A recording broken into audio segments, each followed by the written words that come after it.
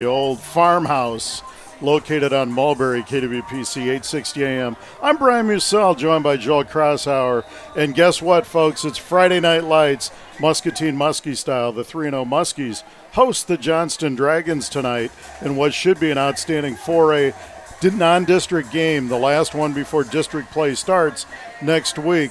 Joel and I are going to break this thing down for you and give you everything you need to know. So sit back, relax, enjoy a cold, fresh one by your fire pit or whatever you want to do. Just enjoy Muskie football tonight. We're going to take a 2-minute timeout, and we'll be back with the Affordable Metal pregame show on KWPC 860 AM and 95.1 FM.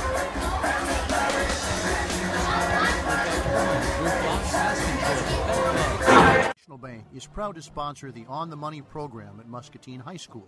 When the volleyball, swim, basketball, and baseball teams score big, they earn money for the Muskie Boosters. Since 1997, their hard work has earned over $55,000 in donations from First National Bank. We are also proud to sponsor the Muskie Football Red Zone. Can't make it to the game? Don't miss a minute of the excitement. Tune into AM 860 or FM 95.1 to hear the games broadcast live. Go Muskies. Member FDIC, Equal Housing Lender.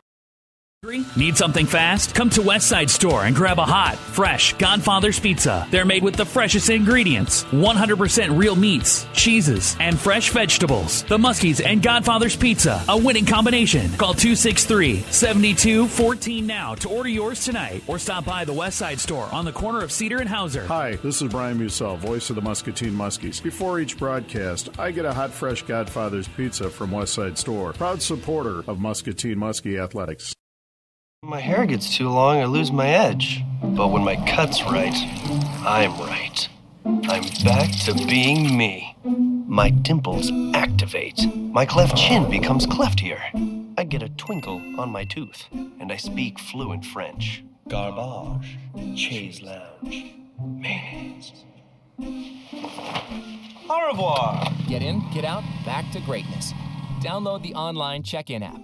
Great clips. It's gonna be great.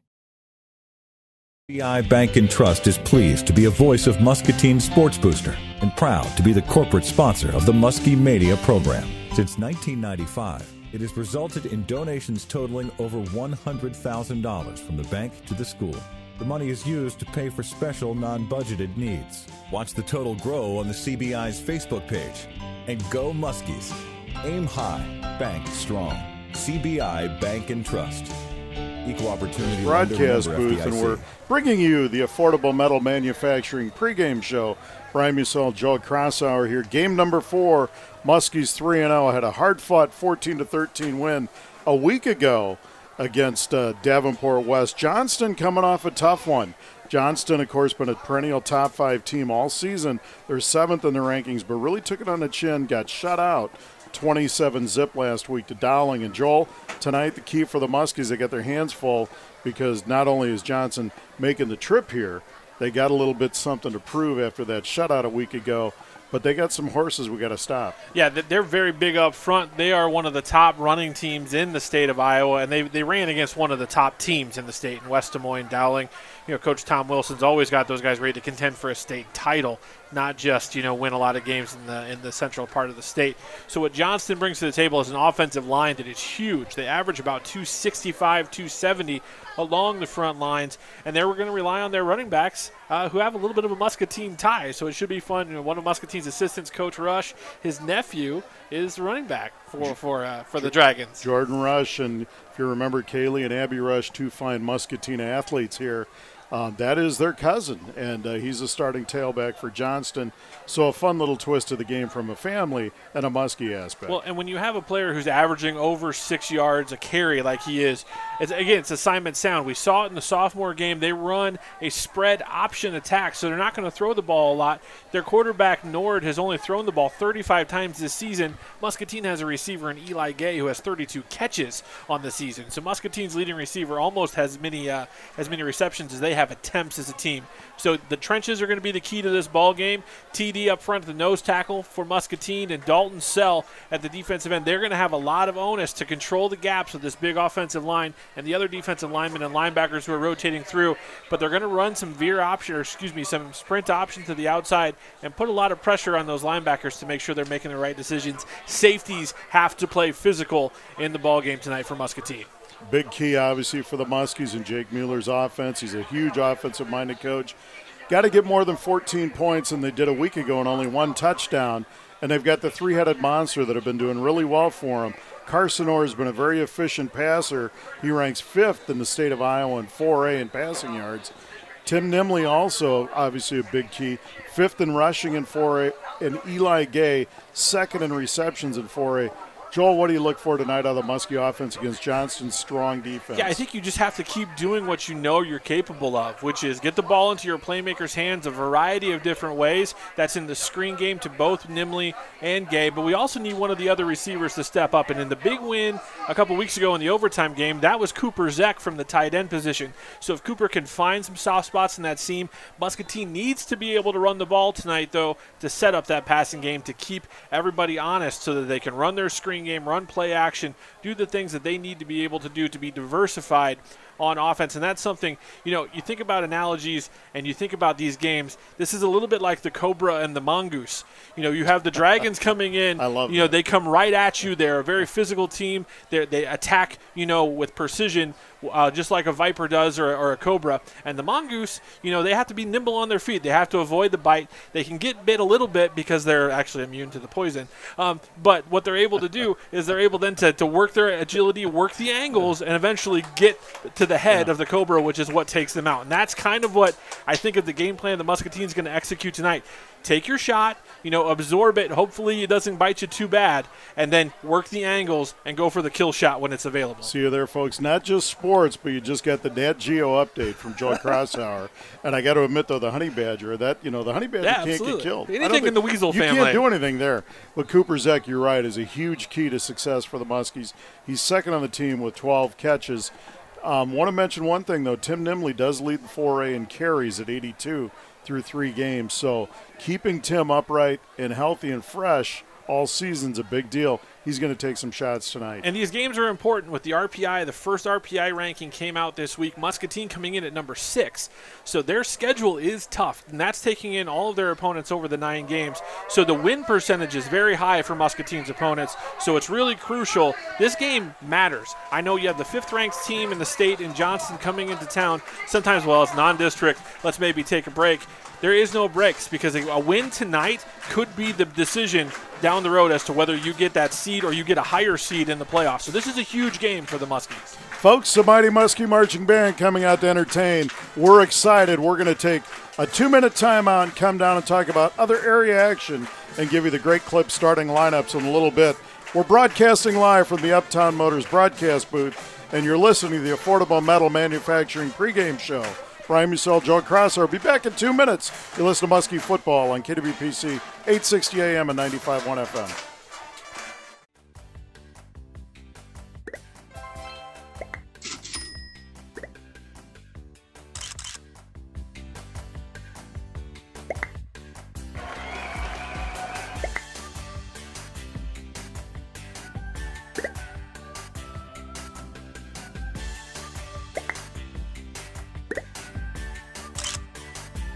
Classes start soon. Learn more at eicc.edu.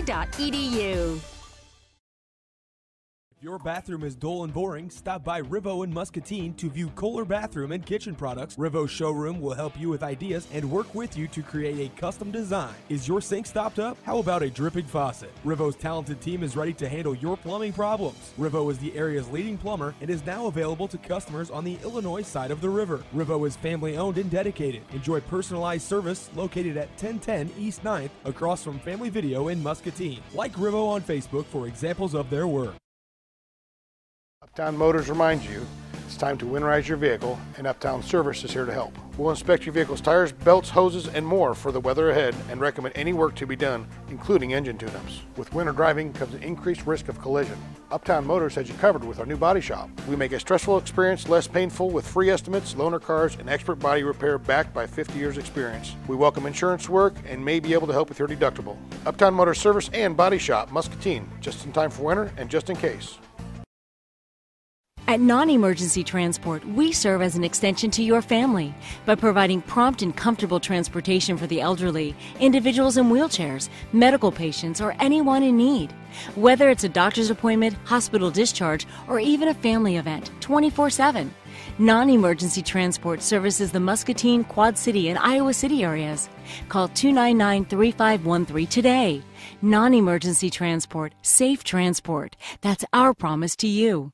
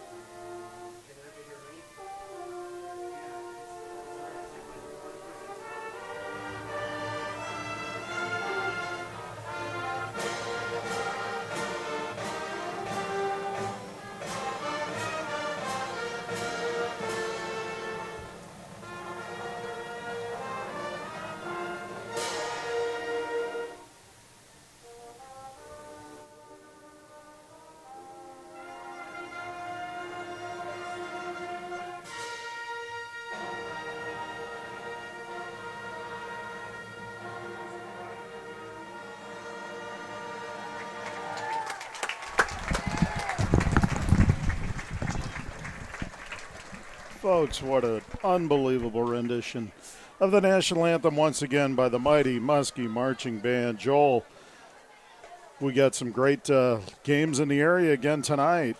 Bettendorf at Cedar Falls, 2 versus 3. That should be one heck of a game at the Dome. Could be a Dome semifinal preview for later on.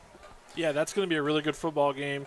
And you've got Carter Bell at Bettendorf, who's one of the probably better untalked about players in the state. I know Darian Porter gets a lot of attention for Bettendorf being the Iowa State wide receiver commit, but Carter Bell is a tremendous quarterback for Bettendorf. A dual threat guy, kind of like what we're going to see in this game from Johnston, a dual threat quarterback. And then there's also another big game just up the road, Wilton and Benton, number 5 versus number 4 in Class 1A. Correct. That should be a really good ball game up there for Coach Ryan Hetzler and the Wilton Beavers. Davenport Central at 1-2 at 0-3. Pleasant Valley. That's Can't shocking remember to me, the last time PV had an 0-3 team. Unbelievable. Clinton against Dubuque Wahlert tonight on the road. That's another matchup in Davenport North, 2-1 against West, 1-2. Wasn't sure what to think of North after getting blown out by Central last week. Wouldn't be surprised to see West knock them off. Yeah, it's always interesting to see, and those are big rivalry games with the Davenport Public Schools. And Davenport Assumption took one off the chin against Solon last night too. So. Oh boy, Solon! But they're a good team. Oh, and North Scott, a lot of people don't realize North Scott has dropped down to Class 3A this year. So those listening who are used to the old Mississippi Athletic Conference, it's really changed a lot with the districts, and enrollment numbers have fluctuated so much. North Scott at one point when I was in high school was a top 15 enrollment school. Their enrollment has dropped down to 3A. Yeah, so it's really pretty remarkable. But very much a lot of quality athletes at North Scott. Folks, we're going to give you the great clip starting lineups tonight. First for the Muskies defense. One defensive end, Jonah Cook, 5'11", 185, and a senior. TD Togadisa, 6 foot 285, and a sophomore at the nose. Dalton Sell, 6 foot 220, and a senior at one end. And the linebackers, Will Zillig, 6'3", 215, and a senior. Brennan Broders, 6'2", 185, and a senior. Tim Nimley, 5'9", 175, and a sophomore. Dalen Shelegoski, 5'9", 170, and a junior. The DBs for the Muskies, Tak Portilla, 5'9", 150 and a junior. Prince Wee, 5'11", 175 and a sophomore. Tegan Schmelzer, 5'11", 165 and a senior. And Trey Tovar, 5'11", 150 and a senior. On the offensive side of the ball for the Muskies, Zach Hardy, 6'1", 170 and a junior. They'll be joined by Eli Gay, the second leading receiver in Class 4A with 32 receptions, 5'10", 165 and a sophomore. Carson Bordy, who also punts for the Muskies and does the place kicking, 6'4", 170 and a senior. The tight end, Cooper Zeck, been clutch the last couple of weeks, 6'3", 195 and a senior. At left tackle for the Muskies, Thomas Lobianco, 6'3", 215 and a senior. Left guard, Brandon Bryant, 6'3", 220 and a senior. Tanner Niehaus at center, 6'3", 210 and a senior. Shane Mathias, 5'9", 240 and a senior at right guard. The right tackle, the fine sophomore, Xander Stolfus, 6'2", 240. The quarterback for the Muskies, Carson Orr, 6'3", 175 and a senior. And the tailback, Tim Nimley, 5'9", 175 and a sophomore. Great Clips, thank you for sponsoring our starting lineups tonight. The Muskies take the field. It's going to turn out to be a pretty nice night. It was a little still and kind of warm during the sophomore game, but it's starting to cool off already. The wind isn't going to be much of a factor, I don't think, like it has been the last couple of weeks. So this is your typical September night for football right here. You don't know what you're going to get. We had a jacket last week, and tonight, boy, it feels great. I want to mention some of our great sponsors. Of course, we're in the broadcast booth sponsored by Uptown Motors every week. This is the Affordable Metal Manufacturing pregame show. Our halftime sponsor tonight, and always, is Pete's Tap. Postgame sponsor is Quality Transport. Starting lineups, we just mentioned Great Clips. Kickoffs all season long. West Side Store and Godfather's Pizza. First Down, sponsored by MCC Muscatine Community College, our Red Zone sponsor all season.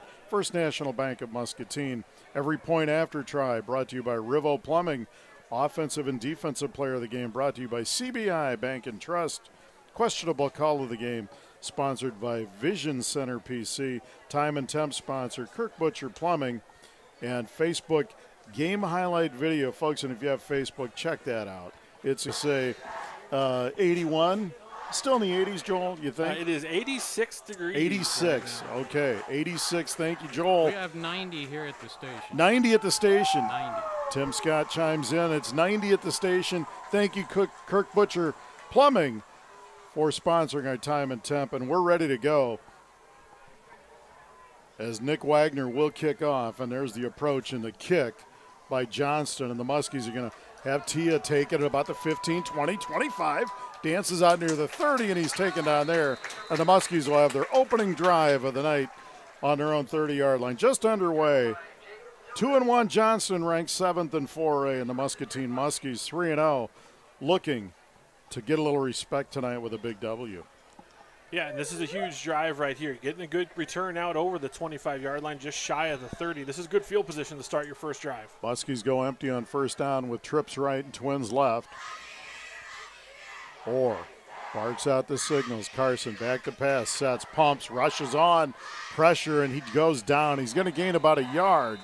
So it'll be 2nd and 9 from the 31-yard line. Good coverage by Johnston. Yeah, that was really decent pass protection, a 3-step drop or a quick drop out of the shotgun.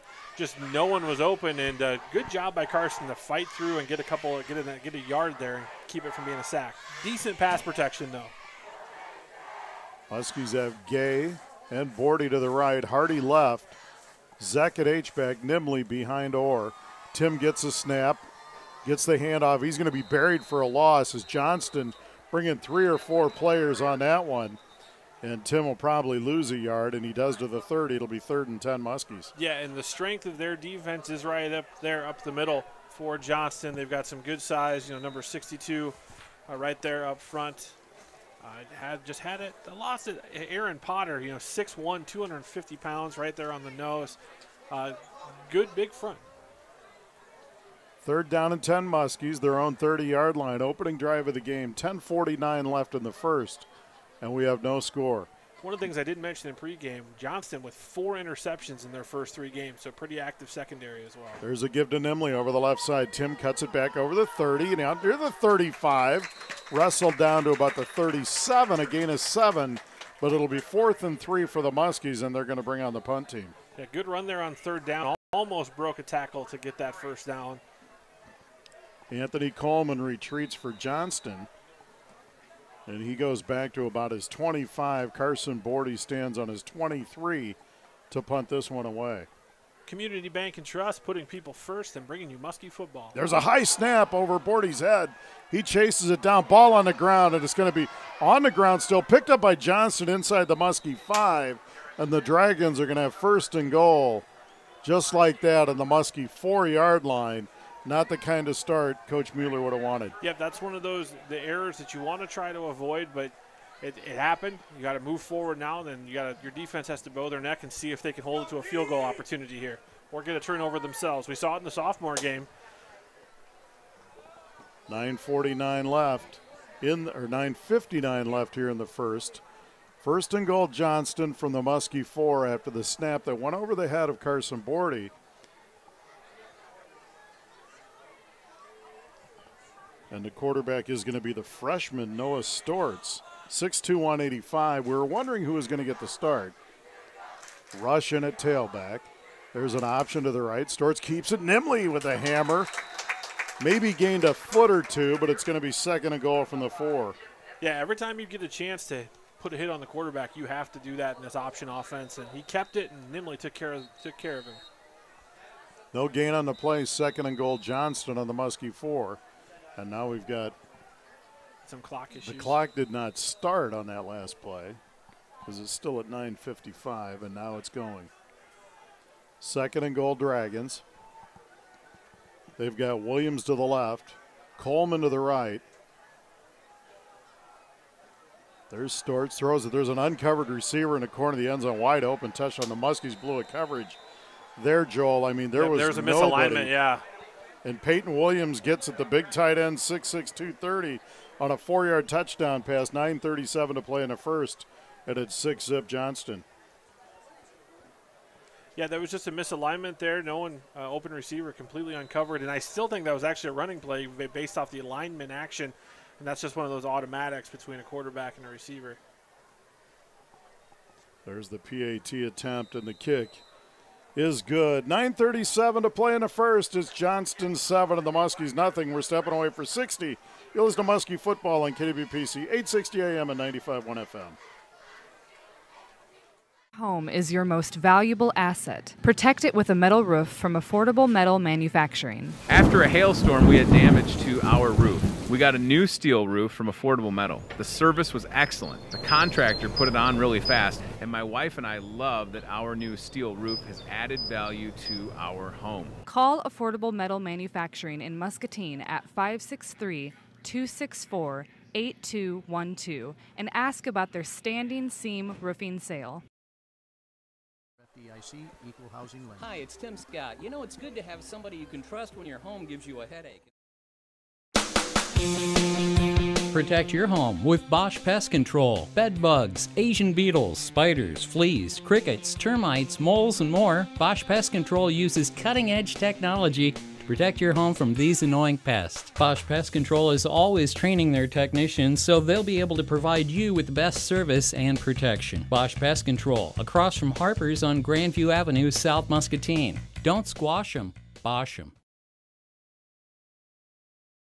At Muscatine Community Stadium, and after the high snap over Carson's board, he had 2-play 4-yard drive by Johnston with a touchdown pass from Stortz to Williams, and it's 7-zip. There's the kickoff, and it's going to be taken at the 10 by Tia to the 20, 25, and he spun down. Oh, no, he breaks another tackle at 30. Good tough run by Takpor Tia out to the 30, and the Muskies again will start right there at the 30-yard line. Yeah, excellent job breaking a tackle. Number 28, Jake Dealman for Johnston, flew down there, and I thought he had Takpor dead to rights, and Takpor able to run through an arm tackle and get a couple extra yards back out to that 30-yard line. 9:29 left in the first. Johnston strikes first. Muskies go with trips right as Nemley's in the slot right. Eli Gay and Hardy to the left. They go empty once again on first down. Carson Orr gets a snap, back to pass, flips it over to Nimley. Tim in the middle of the field, over the 30, 35, 40. Nimley's over midfield, 40. Coleman chasing from behind. Down he goes, inside the 15 to the 14. Yeah, and that's something 56 yards. There's something we haven't had a chance to see much is Tim break away from people. He's known as a physical runner, but he showed his speed on that play. And Coleman, just one of the faster players in the state, running him down.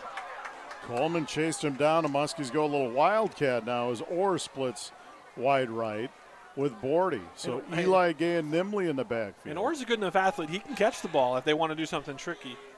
So it's 1st and 10 Muskies in the First National Bank red zone. Go see Wayne Johansson at First National Bank. 1st and 10 Muskies. Eli Gay, he's going to keep it over the right side. Dance to the outside. Gay to the 10, cuts it up 5. Touchdown Muskies! 14-yard run, Eli Gay.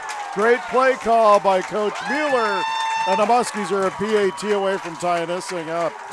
Yeah, just those two dynamic sophomores that we talk about and we've had the pleasure to talk about all season long. Those two, when they have the ball in their hand, Nimley and Gay, they are dangerous to go to the house every single time. And you have to give your tip of the cap to the quarterback, Carson Orr, with an outstanding block on the edge there as Gay improvised and bounced it outside. Carson Bordy on for the PAT. That's how you respond. A 2-play, 70-yard drive, a 56-yard pass from Orr to Nimley, and a 14-yard run by Eli Gay. There's the snap and the hold and the kick by Bordy, and it is good. We're tied at 7, 9:02 to play in the first. We're stepping away for 60. You listen to Muskie Football on KWPC, 860 AM and 95.1 FM. That's how you respond to that. That's perfect. A couple of new formations by Jake. That was great. That's the first time they've run that play with Gay like that. So. Home of the 40s, serving Muscatine, Wilton, West Liberty, Iowa City, and the Quad Cities area for years. Pete's Tap serves appetizers, wings, burgers, fish, and more. Their hours are 11 to 11 Monday through Thursday, 11 to 2 a.m. on Friday, 11 to 12 on Saturday, and noon to 10 on Sunday. Pete's Tap has over 30 different sauces for wings. Take advantage of their abundant sauces during Monday's 50-cent wings. Make Pete's Tap your home for wings, beer, and sports. Pete's Tap. So much more than a bar, come as you are. Pete's Tap proudly supports Muskie Athletics. Go Muskies! Known for their honest and friendly service, Trucks Unlimited of Muscatine is a family-owned business where your vehicle is in reliable and capable hands. Truckers can have their trucks inspected to meet DOT requirements, and RVs can be serviced, and camping supplies are also offered.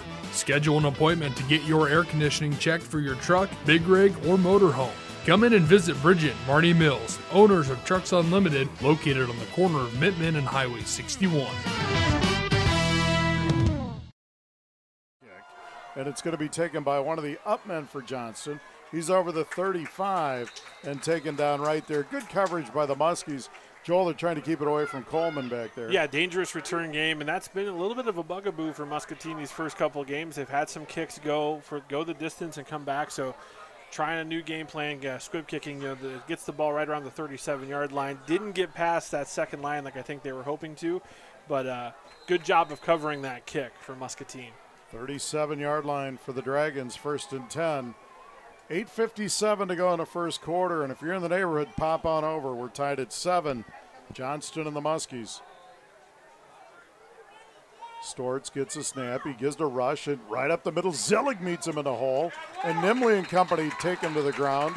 He's going to gain about 3. Good defense by the Muskies, 2nd and 7. Yeah, this is the game. This is the kind of game you have to love if you're a middle linebacker and like contact. And you shouldn't be playing middle linebacker if you don't like contact, because Rush is going to come downhill at you all game long. Trips right. Johnson Stortz rolls to his right, throws, got a man. It's caught at about the 45, gain of 5. It'll be 3rd and 2, and that's to the big tight end. Peyton Williams, 6'6", 230, Joel. That's a big target. Yeah, he's really a mismatch out there on the edge.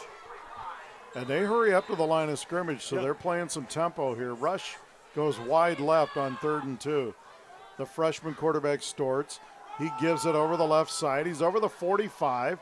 Going to be a first down over midfield and into Muskie territory. And the ball carries Jacob Swanson, number 22. First down, Johnston. Yeah, like we mentioned in the pregame, they're going to spread you out to run the ball. And that was one of the jet sweep, but they're kind of reading off of that. The quarterback can keep it, or they're setting up some different looks coming off of this motion. Gain of 7 to the Muskie 48. There's Stortz. He pitches to Rush. Rush gets down near the 45, taken down on a good tackle by Broders. A nice play. He's played well all year. Yeah, Brendan Broders, great job diagnosing that, and he had pitch man, and he was all over it. Nice tackle. Gain of 2. It'll be 2nd and 8 Dragons on the Muskie 46. They go empty, and now Rush in motion. Stortz rolls to his right. Looks downfield. Got Williams wide open. 40, 35. Jukes a man 30. The big fella inside the 20. Boy, he's going to be a handful tonight. 6'6", 230. Already with a touchdown pass reception, and that's his 3rd catch, Joel. Yeah, it's a really, really nice, clean play action sprint out. And the tight end just kind of, he stays in and blocks for a second and then leaks out into the flat. Nice execution. 26-yard gain. It's 1st and 10 on the Muskie 20. There's Stortz keeping it. He bounces to the outside to the 15, trying to get to the edge. And he's down inside the 10 and taken down at about the 7 as the Muskies finally get him to ground there. Dalton Sell ran him down from behind, but it's 1st and goal, Johnston. Yeah, there's that run game that we knew was going to come at us. I mean, this line's huge. They're going to run right downhill. Big physical team. There's Rush in motion, and it's Stortz again going to keep it, and down he goes. Good defense on the edge for the Muskies there, and that looked like Dalton Sell once again. Yeah, Dalton Sell and then TD at nose tackle did a nice job. There's a skip pull from the right guard, trying to run a little bit of a quarterback power, and he got in right on the hip pocket, just like you want your defensive tackles to do, and kind of moved the line of scrimmage there. 2nd and goal, Johnston on the Muskie 6-yard line. 6:49 to play in the first. We're all tied at 7. Garrett Gerke is in the backfield along with number 30 now, Davis. And there's Davis with the football, and he's going to walk into the end zone. 6 yards out, Nuttall Davis. 6:37 to play in the first, and Johnston goes back up 13-7. Yeah, nice little inside zone play for Johnston, and he really good blocking up front. They influenced the end up the field, and he was able to run right underneath of it. So just like that, Johnston with the 63-yard drive after the Muskie. And there's the Muskie touchdown. There's the kick, and it is good. The PAT is good by Wagner. 6:37 to play in the first, 14-7 Johnston. We're stepping away for 60 years of Muskie football on KWPC, 860 AM and 95.1 FM. From a clogged toilet to a complete sewer line replacement, Rivo is a modern plumbing company designed. Hi, this is Maxine Mendoza from the all-new Burrito Factory on Park Avenue in Muscatine. Come see how they press their tortillas fresh to order. Pick your ingredients and watch them prepare your creation right before your eyes. Try their new wet burrito today. They pack it with tasty chicken, pork, or steak with fresh salsa and guacamole, wrap it together, and smother it with warm queso. It's a Burrito Factory favorite, made right before your eyes. Their ingredients are made fresh each day for you. Come see. Maybe it's simple, or maybe something a little more complex. Or maybe your just doesn't work. Whether it's a service call, remodel, or new construction, Kirk Butcher Plumbing brings you quality, friendly service with over 40 years of experience working for you. Kirk Butcher Plumbing is the area's leading plumber serving all of Muscatine County, offering you the best rates, so you not only get experience, you save money as well. And his fast, friendly service means you don't have to live with that for too long. Call Kirk Butcher today, 264-6105. Back at Muscatine Community Stadium, 6:37 to play in the first quarter, and it's been a fireworks show so far. Johnston leads the Muskies 14-7. They've had the ball twice, scored both times. The Muskies scored on their last possession on a two-play 70-yard drive, and we'll see what they can do here. And Joel, we were just talking off air. Where's Peyton Williams doing? Yeah, he's one of the top pitching prospects in the state. He's heading to the University of Iowa, and Coach Rick Heller going to play baseball in Iowa City. Well, boy, at that frame, I'm sure he throws some heat. I thought his name sounded familiar. Cooper Petticord will kick off for Johnston, 5'9", 160, and a junior. And the Muskies have got Eli Gay and Ty Portilla back around their 5-yard line. There's the run-up and the kick. It's a short kick, a high kick. Gay takes it at the 10. Eli runs to his left at the 15, trying to get the edge, and down he goes. Good defense by Johnston. Jake Dealman really ran down and got him. As Eli Gay tried to get the corner, couldn't quite get there. Yeah, Dealman's done a nice job on those kickoffs, and Gay was close. He gets past that one guy. He had a huge lane to get through. Muskie's third possession tonight. First one was a 3-and-out, and the snap went over Carson Bordy's head, was recovered on the 4-yard line, and Johnston took it in on a short drive. Muskie scored in the last drive. They go trips right, Nimley behind Orr in the backfield on first down from their 18. They give to Tim, straight up the gut. Johnston just swallows him up. And I don't know if he gained a yard. He may have lost a little yardage. Second and long for the Muskies. Yeah, nice play from the defensive front. Muscatine, you're kind of trading jab for jab on the line of scrimmage on offense. Had a couple big plays in the previous series, and Johnston coming back trying to answer the bell on this one. We'll call it no gain. 2nd and 10 from the 18. Sam Lorenz led the charge that time for Johnston. Orr gets it. He flares it over the middle. He's got a man, but it's incomplete. Intended for Zek at the 20. 3rd and 10 Muscatine. Yeah, nice throw by Carson Orr. Just unable to bring it in for Cooper. And that's going to be there. And that's the kind of completion that you need to get to move the ball down the field.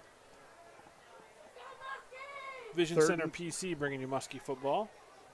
One of our many fine sponsors, Vision Center PC. Muskies go empty on 3rd and 10. Orr barking out the signals. And they get him to jump. The Muskies are going to get a free 5 here. And it'll be 3rd and 5. Good hard count by Carson Orr. Yeah, and that's a great situation for the hard count. That was well executed from Muscatine. It's not easy for those linemen to hang in there sometimes. And to get to that 3rd and 5, that's a much more comfortable position to be in than that 3rd and 10 that they were sitting in. 3rd and 5 for the Muskies now. And now Nimley's in the backfield. The Muskies go bunch left. And Bordy to the right. Orr. Back to pass. Steps up into the pocket. Shoots it down for Hardy. Overthrows him at the 43. It'll be 4th down, and the Muskies will kick this one away. Yeah, just a little overthrown there from Carson, but that's going to be there again, and they need Zach Hardy and Carson Bordy to get involved in the passing game tonight. Anthony Coleman goes back. He stands on about his own 39-yard line.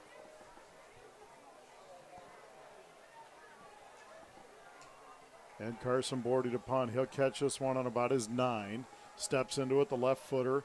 And it's a low punt. It's going to go out of bounds. A good kick by Bordy, no return.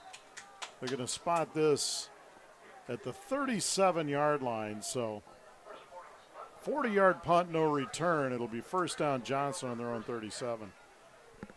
Rivo Incorporated, your custom fireplace headquarters in Muscatine and Uptown Motors, voted the best used car dealer with full service department as well, bringing you Muskie football. This is a big series for the Muscatine defense as they trying to avoid getting in a shootout situation here. Johnston comes out now. And Rush is at, well, actually Storts with Rush in the backfield. And there's an option left, and it's going to go to number 22 over the left side. He's at the 40, cuts it up over midfield, 45 into Muskie territory. And another nice run by Jacob Swanson. It's the 2nd time they've run that misdirection, and Swanson has ripped off big chunk over the left side. Into Muskie territory at the 45. We'll call it a gain of 18.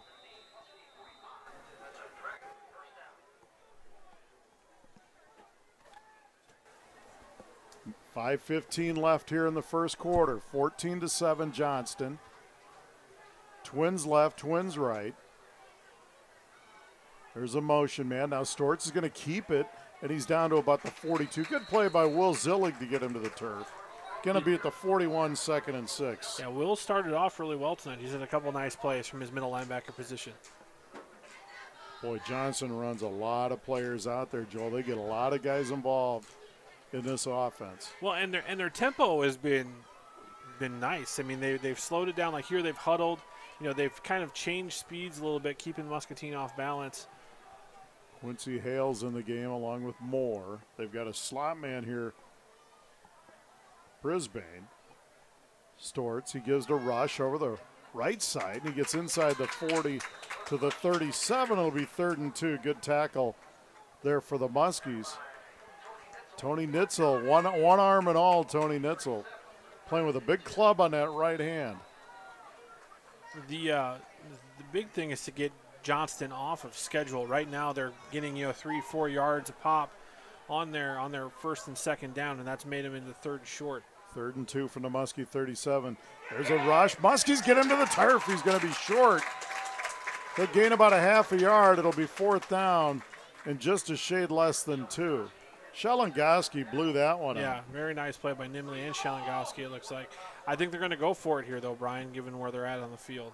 3.5 to play in the first quarter. 14-7 Dragons over the Muskies. 4th down and a long 1. Ball just outside the Muskie 36. Williams split wide left. Watch for the hard count here. Moore and Hale to the right. There's Stortz. He gets it, runs over the left side. Muskie string it out. He's going to go down. Great play. Tim Nimley. Portilla blew it up. Oh, really? Oh, yeah, I thought it was Tim. Yeah, and then TD Togadisa cleaned it up, and the Muskie defense holds. Really good job from that far side of the Muscatine defense where we're sitting in the press box. That was not just a stop. They dropped him a couple yards on that play. It was a quarterback power. All of the numbers are in Johnston's advantage. You have to beat your blocker, and Takpor did a great job doing that. And that was kind of a play, same play that West was running a lot of that with some success a week ago. Trips left for the Muskies, 1st and 10 on their own 37. They trail 14-7.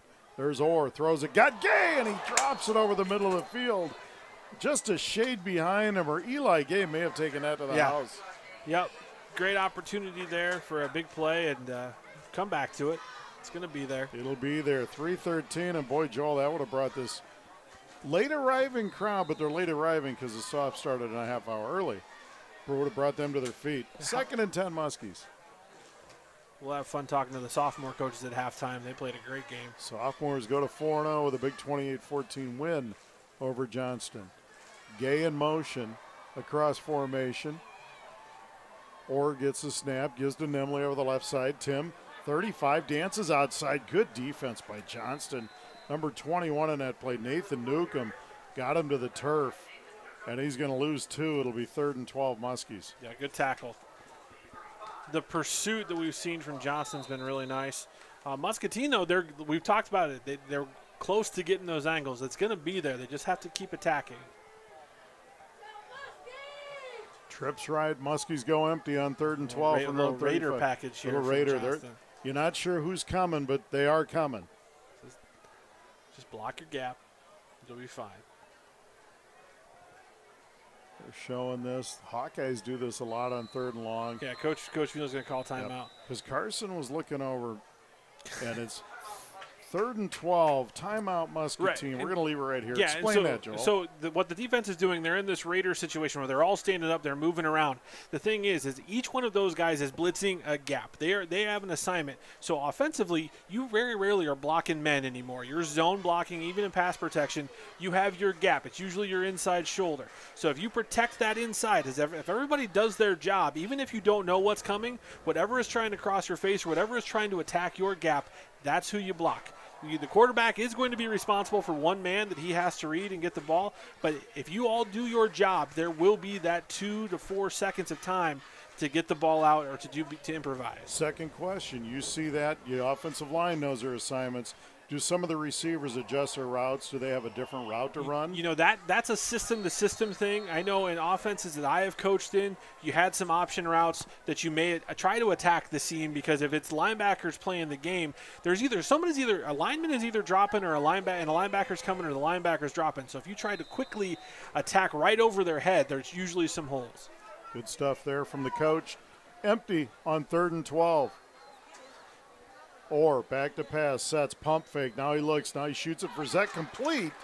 Out over the 40, but it's going to be short of a first down to about the 41-yard line. We'll call it a gain of 6, but it'll be 4th and 6. See, when you go back and you see this on our live our quick video right after the game is over, and you can go to voiceofmuscatine.com and watch this. They actually only brought 4. They didn't even bring a blitz. They dropped 8 back into coverage, or 7 back into coverage. So it was just window dressing at that point. Bordy to punt. Coleman back on his own 27. Good snap, and there's the kick by Carson.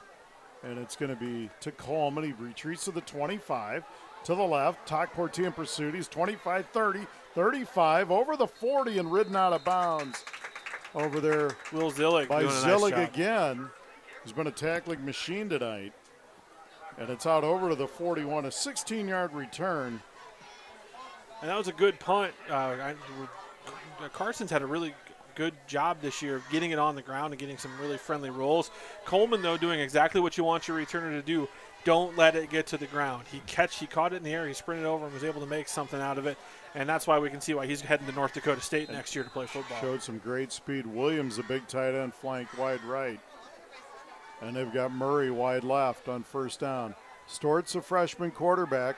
Little option right, pitches to Rush. He's at the 40, 45 midfield. Look out. He could go 30, 25, 20, 10, 5, touchdown. Prince Wee had an angle, but Rush beat him to the corner, and Johnston, just like that, on a big 59-yard touchdown run from Jordan Rush, goes on top 20-7. Yeah, option play there. They just were able to get it out into Rush's hands, and you see the speed. We knew it was there. He's a fast kid and was just able to get around the outside, and they're good blocking downfield from the receivers. Going to be some opportunities to maybe make some adjustments there from the outside linebacker. Coach Ben Pohl talking to Sean Brown right now. Wagner on for the PAT, and the kick is good. 1:29 left in the first. Johnston 21 and the Muskie 7. We're stepping away for 60. You're listening to Muskie Football on KWPC, 860 AM and 95.1 FM. Visit Harper Cycling and Fitness, where you will discover the world's best bikes for road, mountain climbing, or city cycling. Stop in and ride away on a new Trek or electric bicycle, professionally assembled and adjusted for you riding around town or across the state. Harper Cycling and Fitness has an agenda to make the world a happier, healthier place by getting more people on bikes more often. Harper Cycling and Fitness in Muscatine is your bicycle headquarters. When you think bikes, think Harper's. Harper Cycling and Fitness is a proud supporter of Muskie football. Go Muskies! Friday? Thursday is coming for you. You've been the best day of the week for far too long. But now every Thursday, Buffalo Wild Wings sells boneless wings at a discounted price. That's right, Friday. Thursday's looking real confident. And it's not afraid to use partial priced wings to be the big man on the calendar. Boneless Thursdays. We do it for you. Buffalo Wild Wings. Wings, beer, sports. Prices and participation vary. See participating locations for details. Void where prohibited. Back at Muscatine Community Stadium, and Johnston strikes again on a one-play 59-yard drive, a 59-yard touchdown run by Jordan Rush, and they lead 21-7 with 1:29 to play in the first. There's the kickoff, a short one. It's going to be Talk Portia at about the 9. He's at the 15, 20. Or is that Eli? That's Eli Gay. T's getting a breather on the sideline. They had Nimley and Gay were back on that Nimley one. was back there. That's what messed me up. Sorry, folks. Eli Gay gets it out over the 25 to about the 26, and there is a flag at the 30. We'll see what this one is. Maybe a push out of bounds, or let's see. Let's hope it's it looks like it's coming back against Muscatine. Beautiful night for football. And there's the mark off, and it's a hold on the Muskies. They're going to take it back to the 13-yard line, so the Muskies will start there. Their worst field position of the night. 1:24 left in the first quarter. Johnston leads the Muskies 21-7. Muskies have twins right, twins left, Nimley in the backfield. And now he shifts in front of Carson Orr. Orr gets a snap, gives to Tim over the left side. Well, Johnston strings it out. He breaks a tackle. Tim out over the 15 to about the 17. They might call this a fumble. This could be a fumble, and it is. As Johnston, a good strip there by Nick Geller came out of there with a football for Johnston, a 6-foot, 190-pound linebacker. And, boy, I thought the play was dead, but he had the ball. I don't know how you can, from the position that official was in, I don't know how he can see clearly enough a change of possession prior to the knee going down to make that call. I really felt like that was sold from the defender, which kudos to that young man for coming out confidently with the ball. They were clearly attacking the ball on that, and I don't know. He had a good angle, but from where we were, I don't know how you could see a clear change of possession. Watch and it. that's a candidate for the Vision Center questionable call. There you go. Watch that replay. 10, 3, and 8, Saturday, Sunday, Monday on Channel 9 or 709. Motion man now. They give it inside. There's Davis, and he's inside the Muskie 15, and they stack it up right there. Good initial pursuit on the play by Will Zillig. Who else? Yeah, he's all over the field tonight, and Muscatine needs to get a turnover of their own here. Ooh, good forward progress marked there from the officials. Newtell Davis with a 4-yard run. It'll be 2nd and 6 from the Muskie 14. Joel's got 2 questionable calls in back-to-back plays here. I could just feel Questionable spot I could just and feel call. my blood pressure rising right now. There's Storts. He gives to the slot man on the jet sweep over the 10, 15 down the sideline inside the Muskie 5. And that's Blake Murray who's showing some speed. And they get everybody involved, Joel. Yeah, there's really not any skill player on the field for Johnston. I saw it on film during the week. Everybody handles it, and the receivers do a really nice job of blocking downfield. It's definitely a point of emphasis in their program. Muscatine looking, they've got their backs to the goal line here. Let's see if they can muster up another stop. 1st and goal on the 2-yard line of the Muskies. 32 seconds and ticking. Johnston came into this with a win over Urbandale, 34-14, and a win over Ankeny, 14-9. Of course, those are both good football schools. And we got a timeout, Johnston. We're stepping away for 30 seconds. You listen to Muskie Football on KWPC, 860 AM and 95.1 FM. National Bank is proud to sponsor the On the Money program at Muscatine High School. When the volleyball, swim, basketball, and baseball teams score big, they earn money for the Muskie Boosters. Since 1997, their hard work has earned over $55,000 in donations from First National Bank. We are also proud to sponsor the Muskie Football Red Zone. Can't make it to the game? Don't miss a minute of the excitement. Tune into AM 860 or FM 95.1 to hear the games broadcast live. Go Muskies. Member FDIC, Equal Housing Lender. We are back at Muscatine Community Stadium. Johnston burns their first time out of the half. The Muskies have used one. They lead the Muskies 21-7, and they have 1st and goal on the Muscatine-Muskie 2-yard line. Several players have gotten into the action so far for the visiting Dragons as they go, boy, they got the big tight end wide right and Williams and Coleman slot right. Davis in the backfield along with Puck. And there's a give inside touchdown. And it's Davis, his 2nd touchdown run of the night. Newtell Davis from 2 yards out. 24 seconds left in the first, and it's Johnston 27 and the Muskie 7. Bosch Pest Control bringing you Muskie sports. Don't squash them, bosh them. And Trucks Unlimited, Bridget and Marty Mills supporting local student activities for many years. The experts on your truck at Trucks Unlimited. Wagner on for the PAT. Gerke will hold. There's a snap, the hold, and the kick, and it is good. 24 seconds left in the first, 28-7 Johnston. We're stepping away for 60. You listen to Muskie Football on KWPC, 860 AM and 95.1 FM. Need something fast? Come to Westside Store and grab a hot, fresh Godfather's Pizza. They're made with the freshest ingredients, 100% real meats, cheeses, and fresh vegetables. The Muskies and Godfather's Pizza, a winning combination. Call 263-7214 now to order yours tonight or stop by the Westside Store on the corner of Cedar and Hauser. Hi, this is Brian Musell, voice of the Muscatine Muskies. Before each broadcast, I get a hot, fresh Godfather's Pizza from Westside Store, proud supporter of Muscatine Muskie Athletics. My hair gets too long, I lose my edge. But when my cut's right, I'm right. I'm back to being me. My dimples activate. My cleft chin becomes cleftier. I get a twinkle on my tooth, and I speak fluent French. Garbage, chaise lounge, mayonnaise. Au revoir! Get in, get out, back to greatness. Download the online check-in app.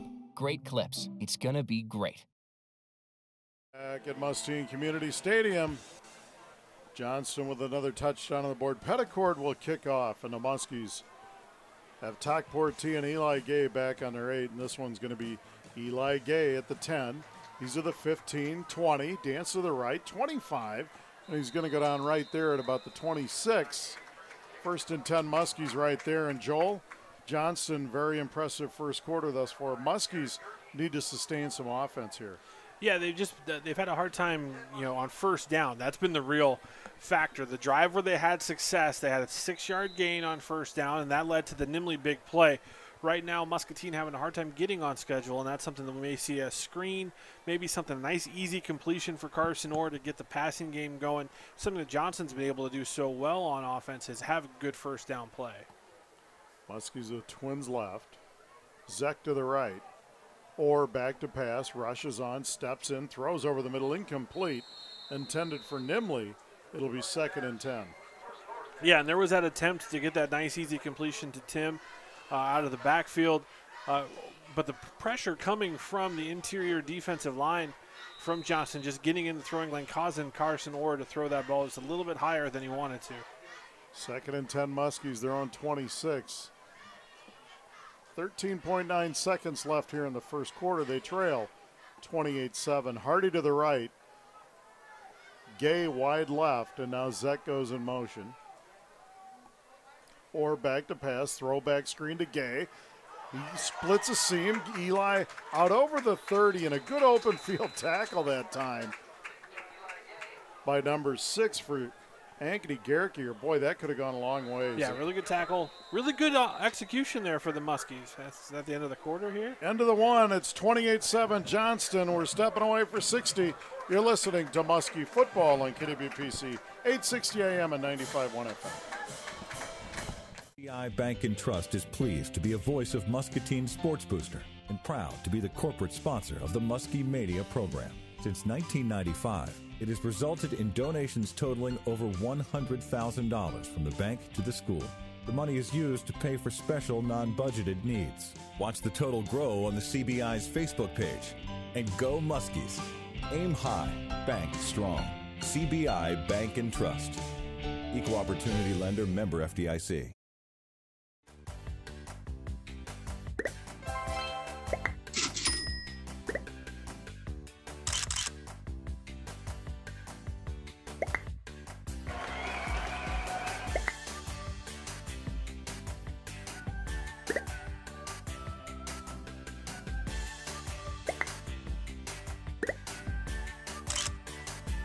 Classes start soon. Learn more at eicc.edu.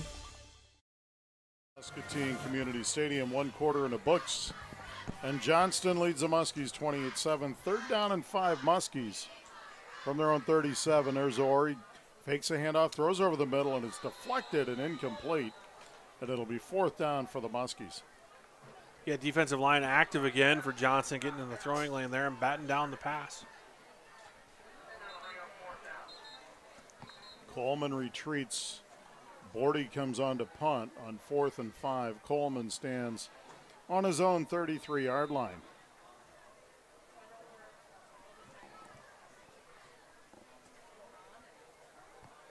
High snap. Bordy gets it. There's the kick. He's roughed. Well, I don't know if it got deflected. It must not have because there's a flag. Yeah, so this is going to be a 1st down for Muscatine here. Johnston covers it up. It just looks like running in or roughing the punter. And even with the they're calling it deflected. I thought it was deflected, so they are going to call it a block punt, and so Johnston will get it 1st and 10 on the Muskie 42. So they're going to say it's deflected, and that's, when you block the punt, you can hit the punter. So correct. I didn't see the ball really change flight pattern, but. Well, just the way it came off Carson's foot, I thought it had to have been deflected there. They had pretty good pressure. That would have been a huge break for Muscatine if that penalty had held. One the Muskies could have used. Trips right. Storts the freshman and rush in the backfield. Storts flares it out to the right. It's complete. And he breaks a tackle. Tovar in pursuit, but breaks another tackle. Tony Nitzel's going to get him to the ground after a gain of about 7. And that's Swanson, who's been a very effective player on offense for Johnston. Yeah, just a simple little swing pattern.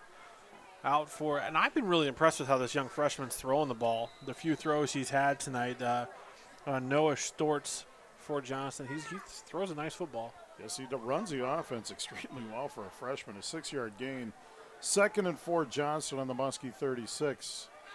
2-by-2 for Johnston. Stortz gets it. He gives to Rush. Rush breaks up the middle. He's inside the 30 and down to about the 29. A gain of 7, first down Dragons. Yeah, it's a good little inside zone there for Johnston. Toc Portia on the stop for the Muskies.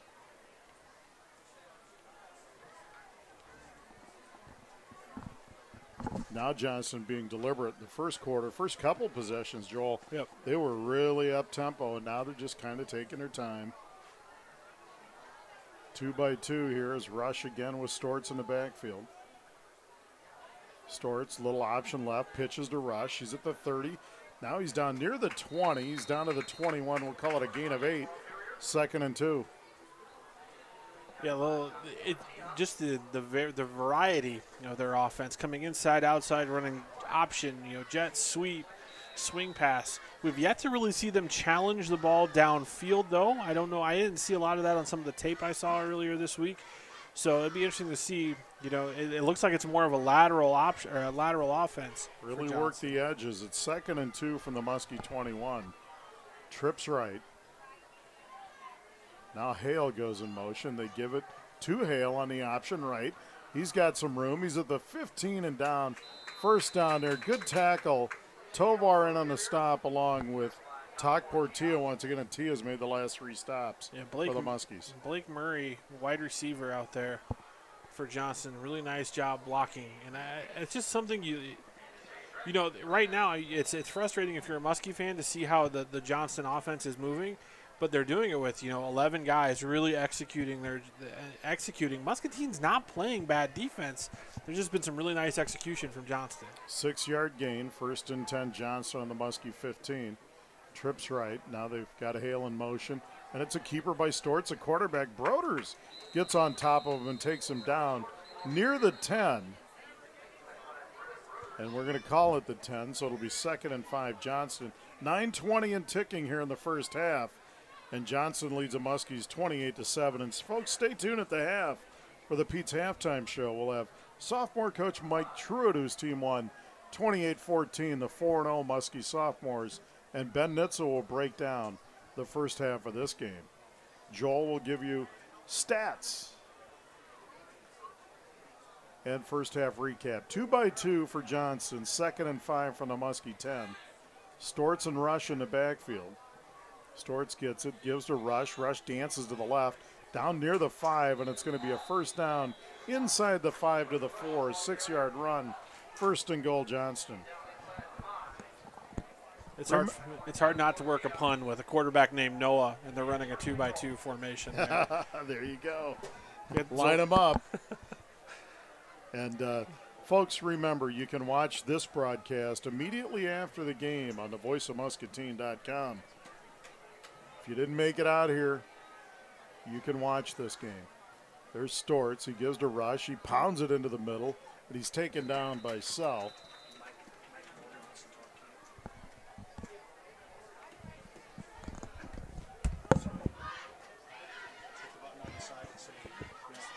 So it's going to be 2nd down and goal. Brian's got to step out of the broadcast booth here real quick. 2nd down and goal here. Joel Krausar at Muscatine Municipal Stadium. Johnston on offense. They are going to break the huddle. Noah Stortz breaks the huddle. They've got 2 receivers to the bottom side of the formation. Tight end. Now receiver comes in motion. It's going to be a quarterback keeper. Stortz is going to keep it, and he is stopped. That's going to be Dalton Sell and company stopping that play. Tony Nitzel also getting in on that tackle for the Muskies. So it'll be 3rd and goal at the 1-yard line. Johnston trying to increase their lead from 28-7. So the Muskie defense, again, trying to hold their water and stop the Johnston Dragons here on this Friday Night Football in Muscatine. So Noah Short, 2 backs in the backfield now. Rush. He is taken for that'll be a touchdown. That is a touchdown for Johnston on the handoff to Rush. So Jordan Rush gets it in. Sorry about that, Joel. Had a No problem. Emergency I had to take care of real quick. It looks like a 1-yard touchdown run for Jordan Rush, and that'll be his second touchdown run of the night. 7:06 to play in the first half, and it's now Johnston 34 and the Muskie 7. Well, and Noah Short, the quarterback, actually comes up a little lame on that play. He carried out the option fake, and Muscatine, not sure if he had the ball or not. They did tackle him, and he may have twisted up a little bit like on his ankle. Yeah, So and he is their backup. He's done a fine job tonight at the extra point. Is no good as it's missed. 7:06 to play in the first half. Johnston 34 and the Muskie 7. We're stepping away for 60. List of Muskie football on KWPC. 860 AM and 95. If your bathroom is dull and boring, stop by Rivo in Muscatine to view Kohler bathroom and kitchen products. Rivo's showroom will help you with ideas and work with you to create a custom design. Is your sink stopped up? How about a dripping faucet? Rivo's talented team is ready to handle your plumbing problems. Rivo is the area's leading plumber and is now available to customers on the Illinois side of the river. Rivo is family owned and dedicated. Enjoy personalized service located at 1010 East 9th across from Family Video in Muscatine. Like Rivo on Facebook for examples of their work. Uptown Motors reminds you it's time to winterize your vehicle, and Uptown Service is here to help. We'll inspect your vehicle's tires, belts, hoses, and more for the weather ahead and recommend any work to be done, including engine tune-ups. With winter driving comes an increased risk of collision. Uptown Motors has you covered with our new body shop. We make a stressful experience less painful with free estimates, loaner cars, and expert body repair backed by 50 years experience. We welcome insurance work and may be able to help with your deductible. Uptown Motors Service and Body Shop, Muscatine, just in time for winter and just in case.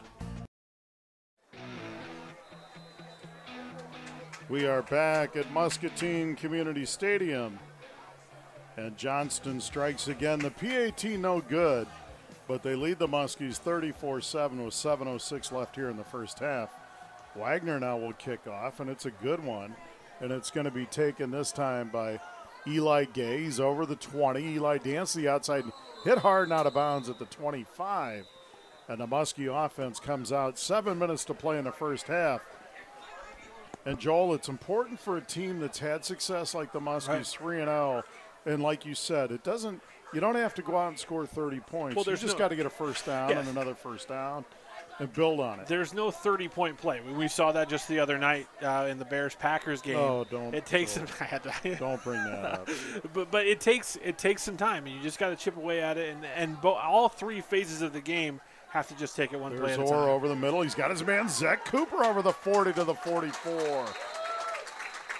Nice pitch and catch. And an 18-yard pass play from Orr to Zach, and it's 1st and 10 Muskies on their own 44. Well, another thing is Muscatine's offense needs to get a little bit of a drive here. They've had several 3-and-outs, and give the defense a little bit of a break. Twins left. Nimley behind Orr in the backfield. 34-7 Johnston with 6:40 left here in the first half. Orr gives to Nimley. Tim straight at the gut, and he's swallowed up. He's going to gain a yard. It'll be 2nd and 9. And, boy, the interior of that Johnston defensive line, number 62 that time, Aaron Potter, 6'1", 250, and a senior. He's been explosive. Yeah, he's had a nice game. And, the outside of the one big run that Tim has had, he really hasn't been able to get open or get free. Trips right for the Muskies on 2nd and 9. Carson gets a snap, back to pass, shoots one down the sideline, incomplete, and there's a flag, interference. Yeah, so Eli Gay running the wheel route out of the slot. He gave a nice head shoulders fake, number 21 for Johnston, Nathan Newcomb. He bit on it, he came up, and when he realized that he was burnt, he just latched onto that inside shoulder and tried to ride him out of bounds. He held him and tackled him, and right there in front of the official. And, yes, the ball was grossly overthrown, but it's because the young man got tackled coming out of his break. That's right. At first I didn't know where he was going until I saw Eli laying on the sidelines. And you know what? Smart play by number 21 by Newcomb, because he was beat on that play. Yep. Grab him, live to fight another day. Especially in high school, just a 15-yard penalty. Yep. 1st and 10 Muskies now after the walk-off on the Johnston 40. They go empty on 1st down. Orr almost drew him offsides there. Now he looks over to Coach Mueller. Muskies trips left. Twins to the right as McDaniel into the game. Wide right. Carson gets a snap, back to pass, shoots it over to McDaniel. He catches it inside the 35, and he's out at about the 34-yard line. A gain of 6, 2nd and 4. Yeah, we talk about the big target in Williams for Johnston at 6'6". You know, Brady McDaniel, kind of Muscatine's version of that. He's 6'5", not as thick as Williams, but he can really create a mismatch on the outside. 2nd down and 4, Muskies on the Johnston 34, 5:40 and ticking. Here in the first half, Johnston leads the Muskies 34-7. Zek now goes in motion. Carson back to pass, sets, flares it to Gay, almost intercepted by Coleman, and that would have been a pick 6. Boy, Joel, he was laying in the weeds. He sat on that route. Yeah, I mean, and that's been a play that Muscatine really has gone to a lot this season, is that little tunnel screen to Eli Gay and Coleman. He's seen it on film, and he saw it develop, and he attacked it. Muskies catch a break there. It'll be 3rd down and 4 from the 34 of Johnston. Need to get a score here. Muskies trail 34-7. Nimley in motion. Or back to pass. Sets, throws over the middle. Got a man Gay, but it's incomplete. And it's going to be 4th and 4. Yeah, Coleman again on the coverage. He's just following Gay around all night. You know, and when you get 32 catches in your first 3 games, you draw some attention. You draw some attention, and Eli certainly earned that respect. Yeah, he's going to see the team's best defensive back the rest of the season. That's just for the rest of his career. He's just a sophomore. 4th and 4, Muskies going for it here. Carson, but he's going to punt it, and Orr gets away. A nice kick down the right side, and it's going to roll into the end zone. Good effort by Brady McDaniel to try to knock it back in, but it'll be a touchback. And Johnston will take over 1st and 10 on their own 20 with 5:14 left in the half. And it'll be interesting to see if Stortz comes back out at quarterback as he got up slowly after the last touchdown. Yeah, it's and really, even if he does come back out, how much quarterback run are we going to see from Johnston? Maybe they take a dimension out by having a dinged quarterback. And it looks like he is in the huddle, ready to come out there.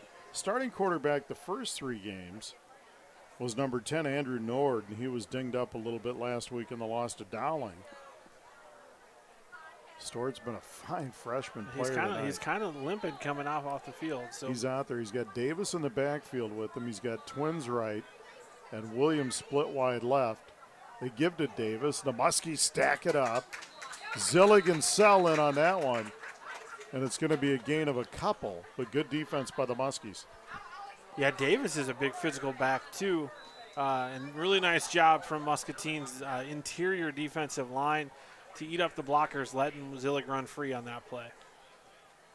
2nd and 8, Johnston on their own 22. Clock ticking now at 4:45 in the first half. They lead 34-7. Stortz barking at the command. Swanson in motion. He gets the handoff over the left side. He's at the 20. Todd Cortia does a great job fighting off a blocker and making the tackle after a short gain of 1.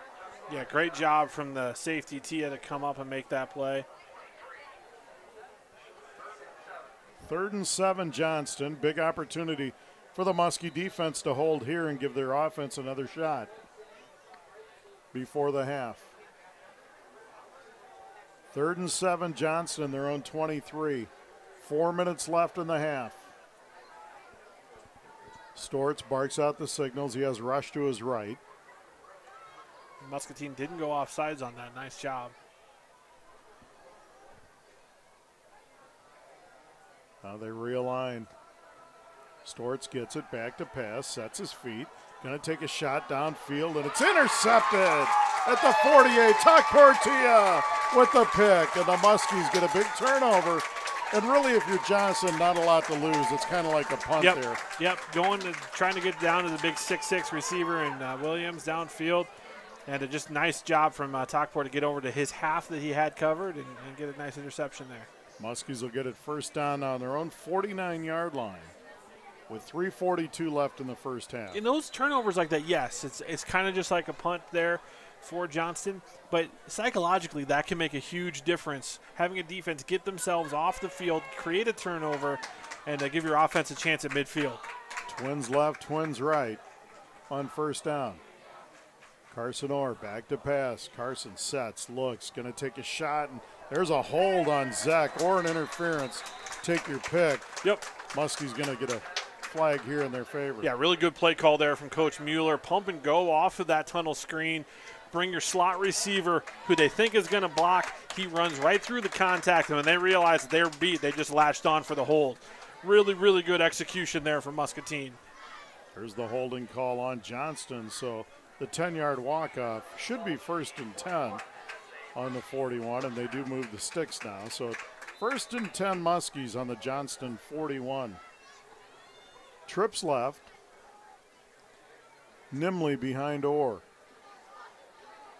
Carson bobbles the snap, it gets it to Tim, and he's stacked up, but he breaks a tackle over the 40 to the 39 before 3 or 4 defenders get him to the ground.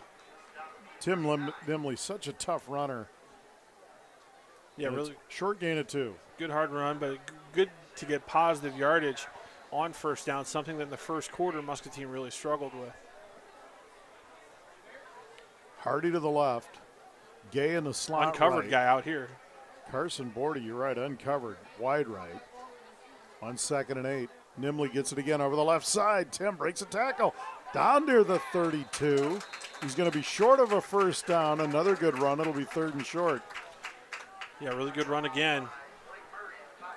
Running over that left side of the offensive line, doing a nice job of getting a push there. Lobianco on that side along with Bryant. It'll be 3rd and 1 for the Muskies on the Johnston 32.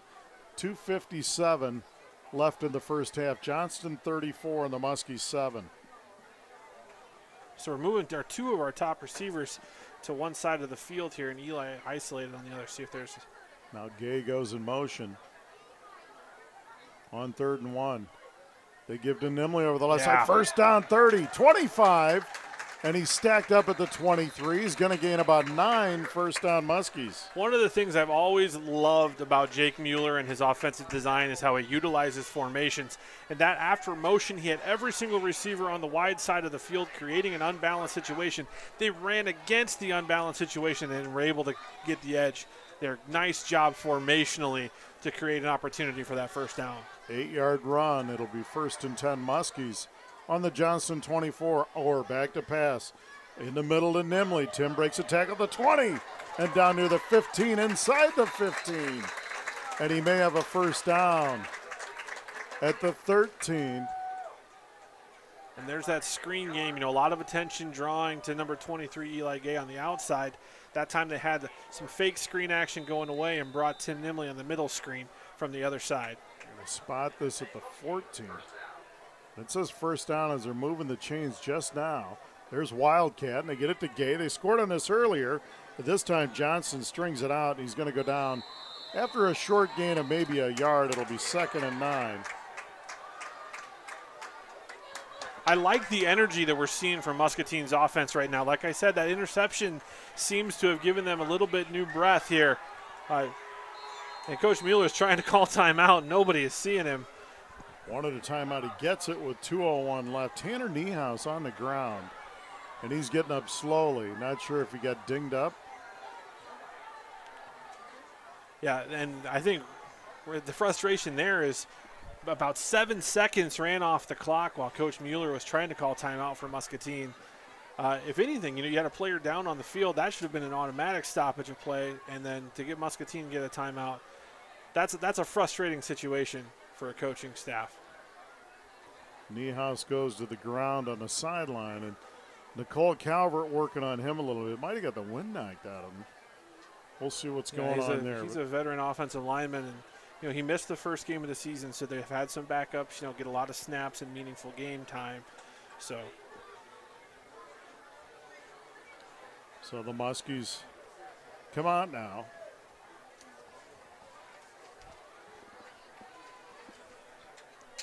After the timeout, Tony Mathias will be center, replacing Niehaus. So Muskies have a bunch right after the Mueller timeout. They have 1 timeout left. Plenty of time, though. As it's 2nd down and 9 from the Johnson 13. The First National Bank red zone. Go see Ron Monahan, Nate Meineke, Teresa Shopper. Sharon Hahn, all the good people at First National Bank of Muscatine. Can't forget Steve Ellsworth for all your ag lending needs. And Great Clips. It's going to be great at Great Clips bringing you Muskie sports this season. Or gets a snap, high snap, gives to Nimley over the left side. He's met in the hole, but Tim carries tacklers down to the 10. He's going to gain 3. It'll be 3rd and 6 now from the Johnston 10. Yeah, this is a huge drive for the Muskies. Getting some points here going into half. Johnston will receive the second half kickoff, so to try and cut into this deficit here going into halftime is a big series for the Muskies. This is a huge third down play. Bordy wide right, Gay and Hardy left for the Muskies, Zek at H-back, and now Nimley shifts in front of Orr. And Tim gets it over the right side. Tim cuts it back down near the 5, fighting for yardage. He may have a first down inside the 5, depending on the spot. Yeah, this is a first down. If the head referee's calling it a first down. And it is 1st and goal Muskies at the 4-yard line. That's a big carry there. Big opportunity for the Muskie offense to slice into this big lead.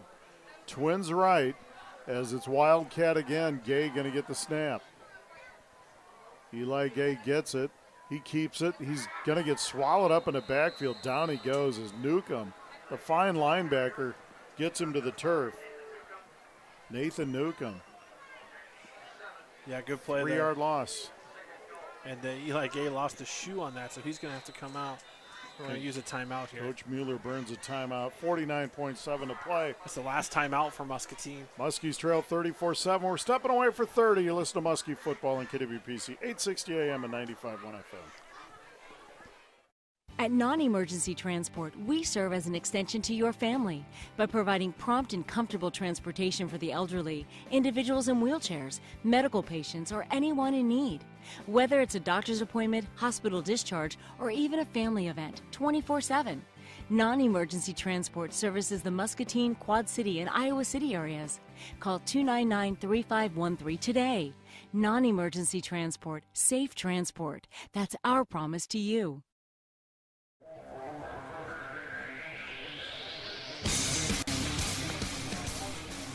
We are back at Muscatine Community Stadium, high atop in the Uptown Motors broadcast booth. The Muskies sit right now, 2nd and goal at the Johnston 7 in the First National Bank red zone. 49.7 seconds left in the half. The Muskies out of timeouts, and they trail 34-7. Trips right for the Muskies as Nimley and Gayer in the slot right. Look for the tight end Zek here. And the safety shaded back over his top. Back to pass, throws it over the middle. It's deflected and incomplete. Off the hands of Nimley, it'll be 3rd and goal. It was right as you said that about Cooper Zek, the safety was like, oh, whoa. He starts to shade over. I think they ran that formation once against Jeff for a touchdown, and Zek was wide open in the middle of the field. 3rd and goal from the 7. For the Muskies. Big play here for the Muskie offense. Joel, is this 4-down territory? Absolutely. And that's not a slight to the kicking game of Muscatine. You're trying to get some momentum going into half. 3rd and goal from the 7. Orr gets a snap, back to pass, shoots the slant. It's incomplete. Oh, yes! There's a late flag, and the Muskies are going to have a first down. So this is going to be pass interference on Johnston, but that was an outstanding slant route by Carson Bordy to beat him to the inside, force the hold. I'm sorry, Brian. I get excited when I see a kid run a heck of a route like that. That was perfect. He doesn't quite come up with the catch, but the way he ran that hard route, he even had an inside shade from the corner, ripped right across his face, gave the D-back no other choice but to hold him. That's exactly how you coach it. So it's back. It's not an automatic first down, though, so it'll be 3rd down and goal. It's a half the distance flag down to the 3, and now they're going to go explain this to Coach Mueller, I believe. Yeah. And that's what I was wondering, because it is normally a walk-up. It's not an automatic first down, yeah, correct? But in the high school level, my understanding is it is not an automatic first down penalty. It's going to be a half the distance to the goal. penalty. And that's one big difference. We all watch, the college game and the pro game. Pass interference, one of the most beneficial calls in those games. In high school, they don't make it as crippling, which I actually feel they need to change that. That needs to become an automatic. But if it happened in the end zone, it would have been an automatic first down, correct? I'm not sure. Okay. I need to get my rule book out. Twins right, 3rd and goal, Muskies. Showing blitz, here they come. Moore flares it out to Nimley. Incomplete, and it's going to be 4th and goal from the Johnston 3 now with 38 seconds left in the first half. Johnston leads the Muskies 34-7. They led 28-7 after 1, and they've scored the only touchdown of the second quarter.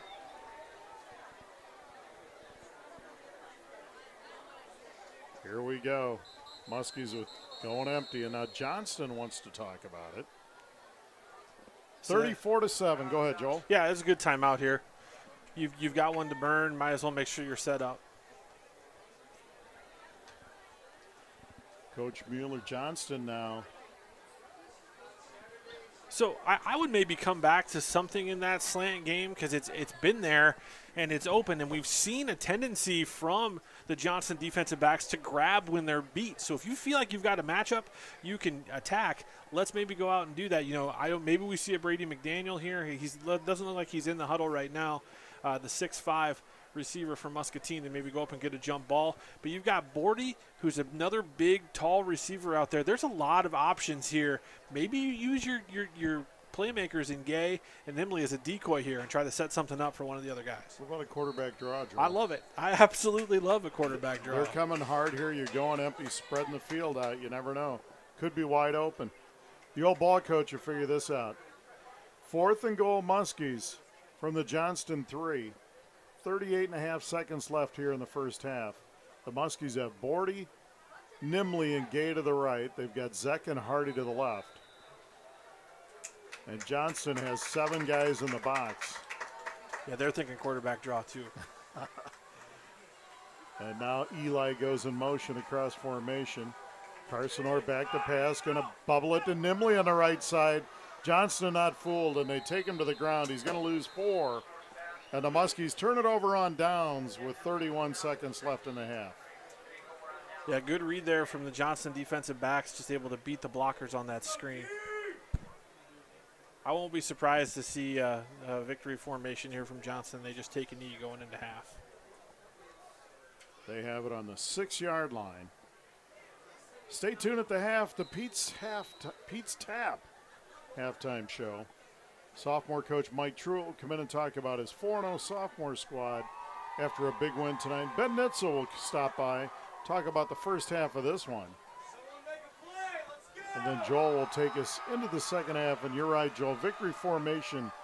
He's got to be careful where he is, though. He's right on the 1-yard line. He takes too far of a step back, we get a safety. Stortz gets it, the freshman, takes the knee. The Muskies can't stop it.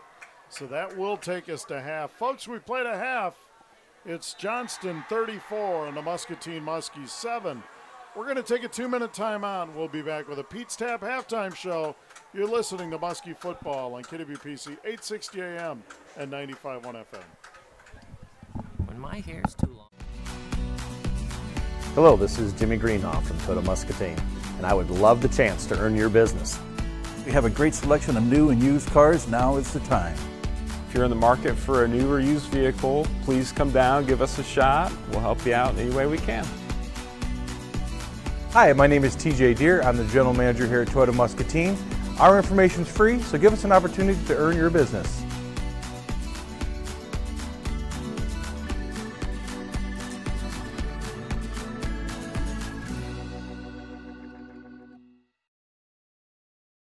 Uptown Motors reminds you it's time to winterize your vehicle, and Uptown Service is here to help. We'll inspect. To make the world a happier, healthier place by getting more people on bikes more often. Harper Cycling and Fit. Home is your most valuable asset. Protect it with a metal roof from Affordable Metal Manufacturing. After a hailstorm, we had damage to our roof. We got a new steel roof from Affordable Metal. The service was excellent. The contractor put it on really fast, and my wife and I love that our new steel roof has added value to our home. Call Affordable Metal Manufacturing in Muscatine at 563-264-8212 and ask about their standing seam roofing sale.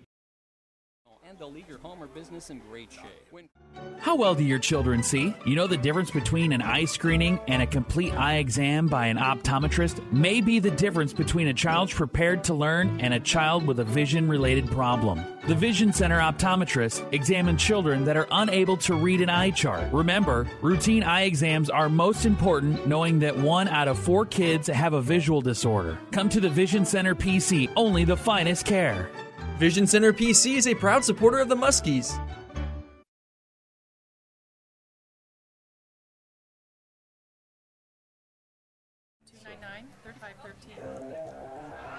Quarterback's a freshman. We are back at Muscatine Community Stadium. Brian Musell, and I'm joined by head sophomore coach Mike Truitt after an exciting 28-14 sophomore win to bump their record to 4-0 on the season. You're listening to the Pete's Tap halftime show, and boy, what a great place to be at halftime or after the game. Pete's Tap enjoying a cold brew and some wings. Coach, I won't speak for you, but I've partaken. It's good. But, Coach, congratulations. And tonight, going into this, you knew this would probably be your stiffest test to date. And your kids stood up, looked them in the eye, and, boy, they, that first half was kind of a slugfest feeling each other out. And, the score was a little deceiving. And I'm not taking anything away from Johnston, but you guys had first and goal on the 1, threw a pick 6 the other way. And I was actually down near here. I thought your guy was in it. Menor was in the end zone. Mm-hmm. So I thought it was actually a TD going that way. But nonetheless, a nice win for your club. Yeah, very nice. We talked all week about, this was our measuring stick for the year is at this point is to see where we're at. Obviously we knew they were going to be a good team coming in, and we needed that. And you can see it in these kids. And, these kids have been, not every grade is the same when it comes. And I'm not talking about ability, but there's something special about a group when you walk between the lines and there's no fear and intimidation, and they believe that this is their time and place and they're the best team on the field. No matter who they're going to play, your guys walk out there expecting to win that game and believing they can. There's no fear, and it's a beautiful thing, and that's where state of mind and shoulders up, and you can talk about that till you're blue in the face, means so much to a group of kids trying to put something together. Yeah, their expectations and goals for themselves are probably loftier than most people imagine, in town here. They foresee themselves over the next 2.5 years playing in the Dome. Right, and that's great. That's what, and if you have any aspirations, that should always be, if you're a competitor, set the bar high and figure out how to get there. And these guys, it's impressive to see from a distance, watching these guys. And I've seen, I've gotten here early. I've seen 4 full games. I love watching the first game. And it's just so fun to watch how they compete. And they really do compete. And nothing phases them. They have a turnover or whatever it may be, and they just go out and play the next snap. And they continue to not let the little things bother them because they've got a lot of confidence in their abilities. Yeah, like I said, with the pick 6 down in basically on the goal line, a lot of teams would, hang their heads and they weren't happy about it, but it was adversity. And we moved on. It was water under the bridge, and they were ready to go again. And, then we come back and came right back and scored. Put it right in. Yeah. That's just it. And that's how you respond to that. It was impressive to see. Homecoming a week from now, you got Iowa City High rolling in. And I know it's 1 week at a time, but I don't know if you know much about Iowa City High. I do know a little bit, mainly because I was contacted last night. Iowa City High has 13 sophomores out, so they're moving some freshmen up to play at that. So to let you in on some stuff that nobody else knows, we're only going to play 8-minute quarters next week rather than 10, just because they're down in numbers. Okay, and folks, that's a good PSA for you people out there coming to the game. First of all, get to the game at 5. The game will be shortened quarter-wise for that reason, and I'm sorry to hear that they are short on numbers. I know Iowa City West also have a number issue in their freshman program. Yeah. So it's sad to see. You hate to see it, but there are a lot of schools going through that. Thankfully, Muscatine at the high school level isn't having those issues. Yeah, right now we're far from that, especially at the sophomore level. We're 40 with 6-8 guys moved up. So that's exactly right, and that's the other thing. And we don't talk about the guys who moved up because we want to focus on your sophomore team about what you have. Everybody sees the talent that's laying ahead at the varsity level, and it's substantial. But folks, if you're not coming out early to watch the sophomore game, you don't understand. There's a whole bunch more talent just playing the first game that you're not seeing, and that's a testament to the fact that those kids went undefeated as freshmen, and they're 4-0 thus far as sophomores, knocking off a very good Johnston program. I will say Johnston's showing a pretty impressive freshman quarterback tonight. Yes. In Storts. That Yes. kid's a freshman. He's running that offense like a senior. Yeah, yep, he does. He definitely has control of the offense. He knows what's going on, and they're flying around out there. Couple of kids you want to mention off the radar tonight that stood out for you?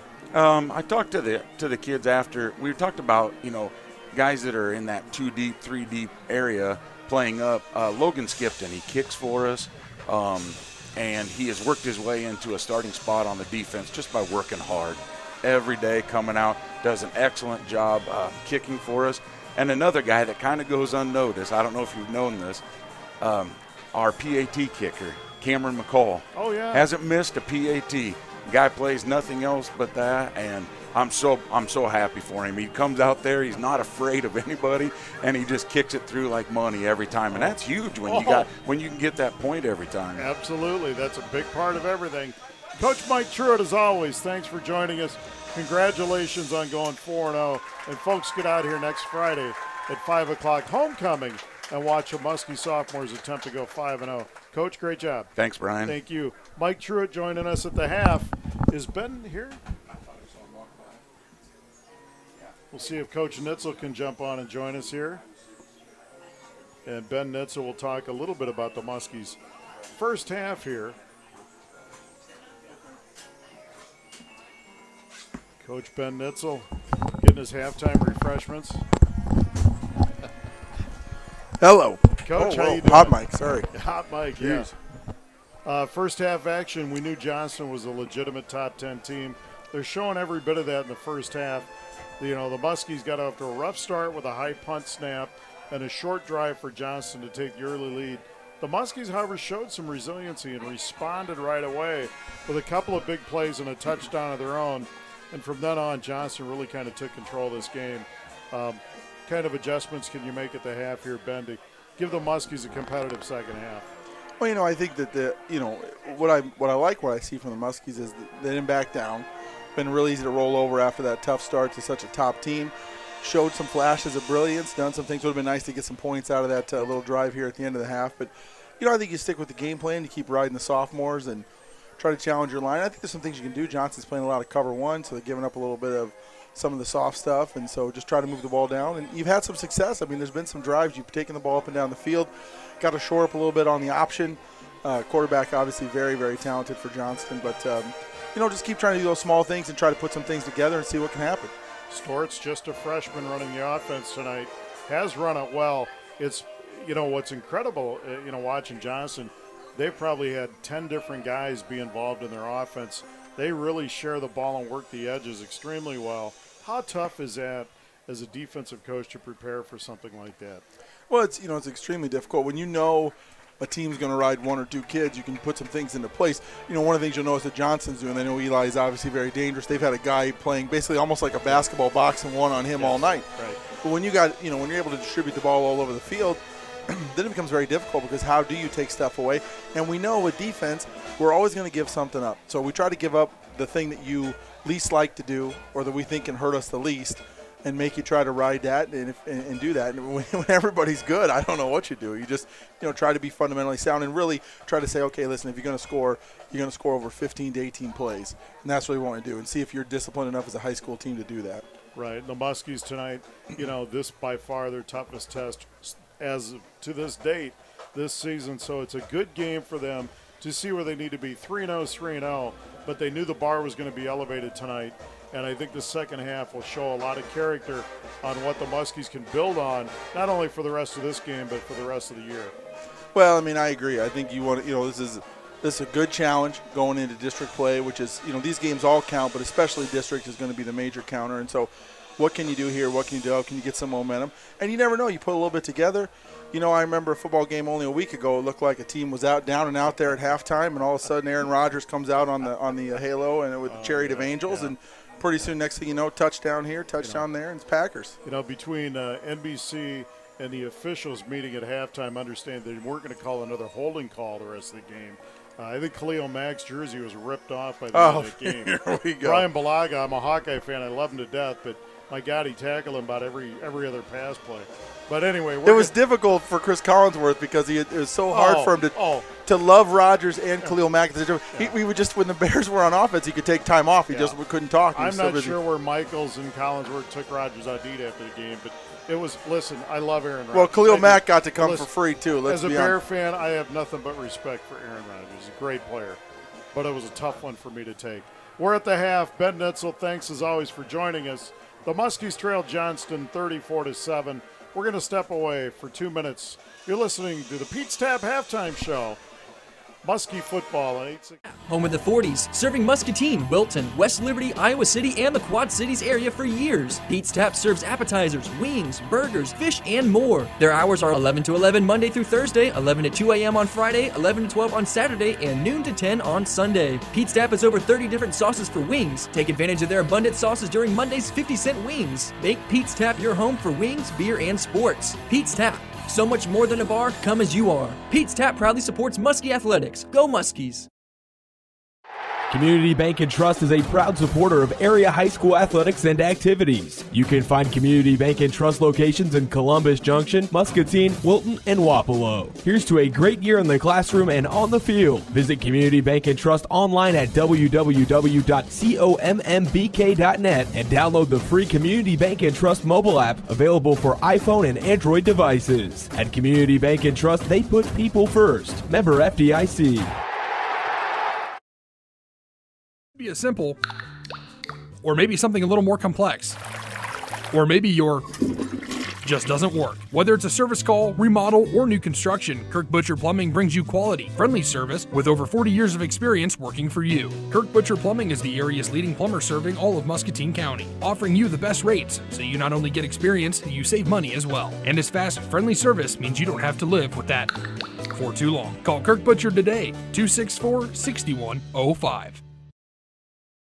Hi, this is Maxine Mendoza from the all-new Burrito Factory on Park Avenue in Muscatine. Come see how they press their tortillas fresh to order. Pick your ingredients and watch them prepare your creation right before your eyes. Try their new wet burrito today. They pack it with tasty chicken, pork, or steak with fresh salsa and guacamole, wrap it together, and smother it with warm queso. It's a Burrito Factory favorite, made right before your eyes. Their ingredients are made fresh each day for you. Come see the new Burrito Factory on Park Avenue in Muscatine. Like us on Facebook.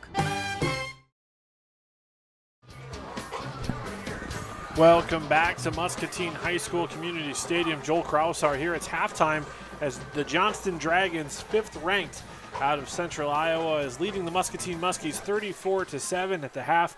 Muscatine statistical leaders Carson Orr, 107 yards passing. Eli Gay with just 13 yards rushing and 6 yards receiving. The second leading receiver in the state of Iowa has 1 touchdown on the ground. And Tim Nimley, running back for Muscatine, 73 yards receiving and just 35 yards on the ground as the Johnston defense has kept the Muscatine offense in check. For Johnston, they are led by their running back, Jordan Rush, who has 11 carries for 99 yards and 2 touchdowns.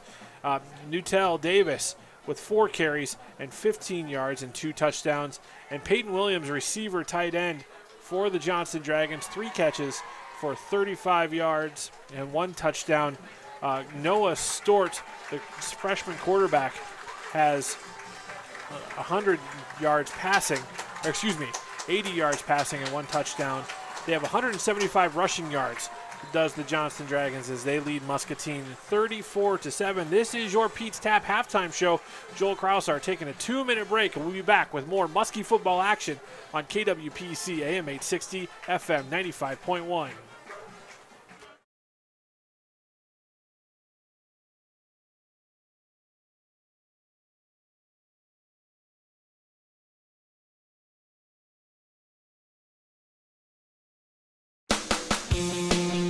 Protect your home with Bosch Pest Control. Bed bugs, Asian beetles, spiders, fleas, crickets, termites, moles, and more. Bosch Pest Control uses cutting-edge technology to protect your home from these annoying pests. Bosch Pest Control is always training their technicians, so they'll be able to provide you with the best service and protection. Bosch Pest Control, across from Harper's on Grandview Avenue, South Muscatine. Don't squash them, Bosch them. Known for their honest and friendly service, Trucks Unlimited of Muscatine is a family-owned business where your vehicle is in reliable and capable hands. Truckers can have their trucks inspected to meet DOT requirements, and RVs can be serviced, and camping supplies are also offered. Schedule an appointment to get your air conditioning checked for your truck, big rig, or motorhome. Come in and visit Bridget and Marty Mills, owners of Trucks Unlimited, located on the corner of Mittman and Highway 61.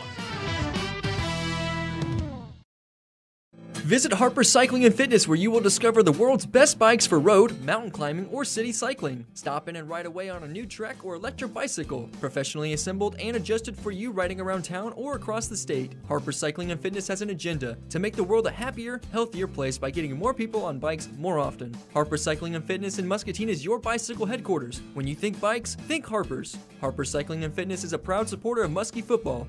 Go Muskies!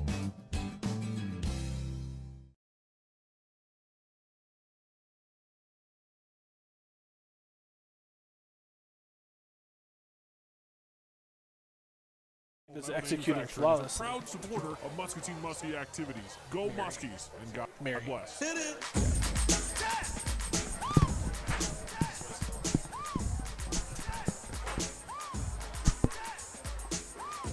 We are back at Muscatine Community Stadium, and thank you, Pete's Tap, for sponsoring our halftime show. The good folks at Pete's Tap.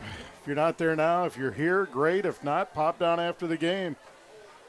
I want to mention Joe Hammond, our great buddy and former Muskie class of 81, listening tonight and saying we sound great. Well, Joe, we wish we could sound as great as you, and our deepest sympathies go out to you this week for the loss of your wonderful mother. And as you sent me the text earlier this week, Mary, she loved her family, she loved her church, and she loved the Muscatine Muskies, and I think that can sum up a lot of people in this community. But what a great lady, and, certainly our hearts go out to you guys in a real grueling week, as we all know when you lose somebody close to you. And Joe, you're a special dude, special guy, and you're welcome in this press box anytime you're back in town, and we'd love to have you. Yeah, and someone that I've gotten to know as I've gotten into this career. He is a broadcaster in Central Iowa with Urbandale High School, and also a voice of the girls' state basketball and boys' state basketball tournament, and many other state events. And the Iowa Cub is very involved there. So Joe's a proud alumni of the Muscatine community, and always has reached back to those of us who are definitely never forgot where he came from, and has helped guys like me who are learning this as we go, kind of wandering in the dark, making sure that we know what we're doing. He's a proud Muskie. He stepped in the box a few years ago, maybe 3 years ago on homecoming, and called about half a quarter or so of the game, and I had to hurry up and get back in here. I thought I'd lose my job right. for good. Well, and it was last year. Last year we saw him at the state basketball tournament. I said, so are you doing this game for the Iowa High School Athletic Association? He said, no, I didn't want to call this game. I want to watch it as a Muskie fan, not broadcast it as a neutral broadcaster. So, which tells you what you need to do. Great man, great family, and proud to have you listening as always. The Muskies will kick off to start the second half. They trail 34-7. Carson Bordy lines it up. Coleman's deep, standing on about his 5. Rush wing right on the 15, and it looks like Murray deep also, as they have 3 receivers deep. He's on the 15 on the left. The left footer Bordy, and this kickoff sponsored by Westside Store and Godfather's Pizza. Onside kick, and it's going to go out of bounds. The Muskies almost had a shot at it there. Down the sideline, a good effort for the Muskies by number 30 on that play. Got Quentin Middaugh. Getting in there. He tried to punch it back into the field of play. He realized it was going to go over his head. Almost got it punched back into his teammate. Nice kick for an onside, and a good time to try it. 1st and 10, Johnston on their own 47 after the onside attempt. And they trot out, looks like. And, Stortz is gimpy a little bit there. I wouldn't see him running it a whole lot here in the second half. Probably a lot of handoffs. Rush with 99 first half yards rushing and 2 touchdowns. He goes in motion. Stort's now going to flare it out to him. And Rush out over midfield and taken down on a nice open field tackle, that time for the Muskies, by Schmelzer. Yeah, good rally there on that swing pass. It's going to be a gain of 5 to the Muskie 47-yard line, 2nd and 5 for the Johnston Dragons.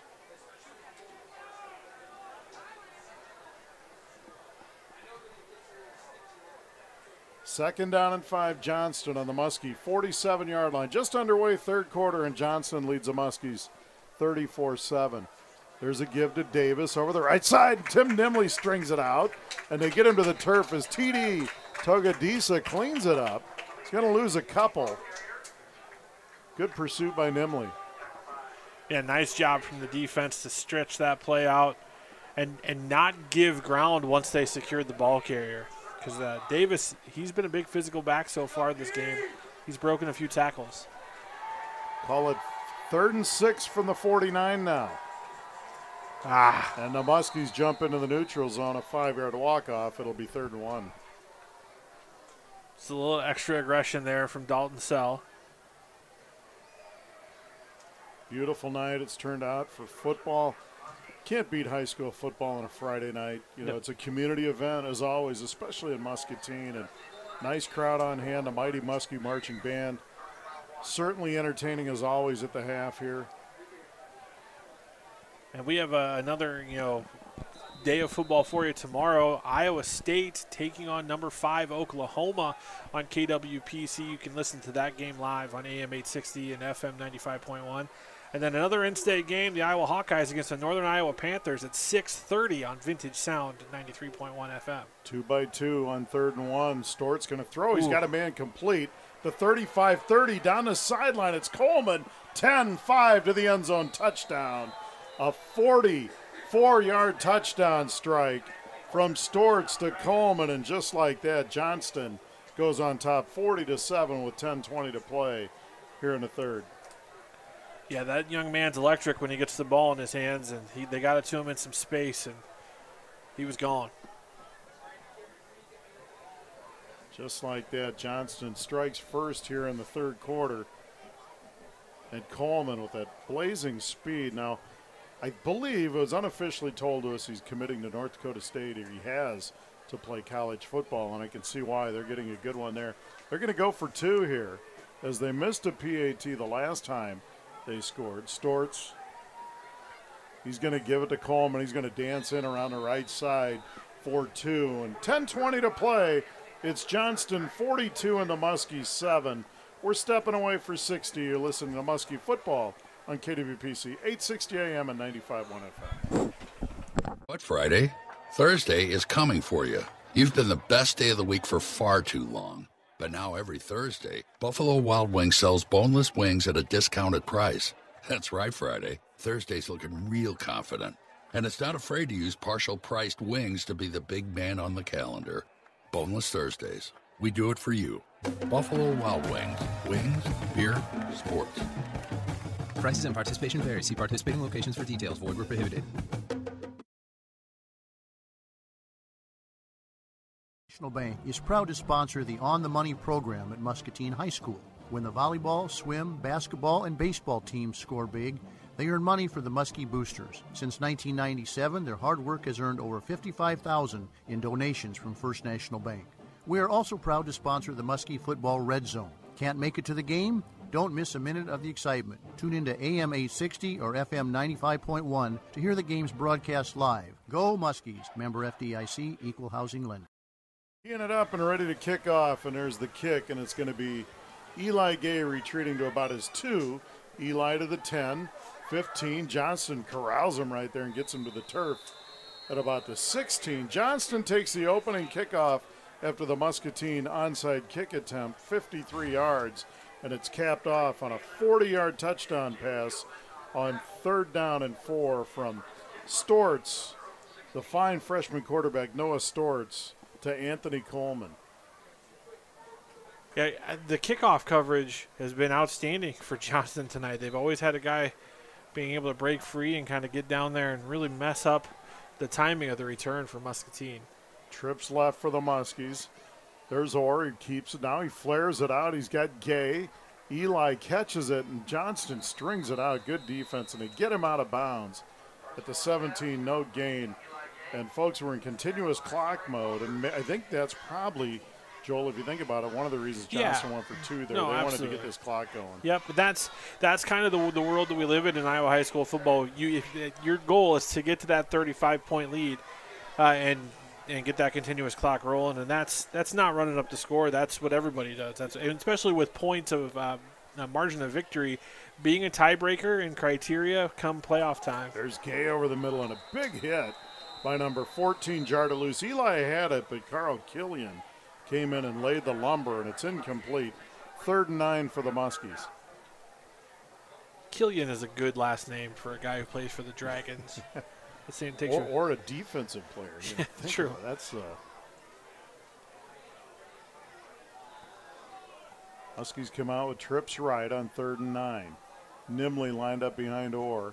Back to passes. Carson shoots it over the middle. He's got Cooper Zek, and he's taken down from behind, short of the first down, on a nice open field tackle that time by number 23, Ty Puck. So it'll be 4th and 2 Muskies at their own 24-yard line.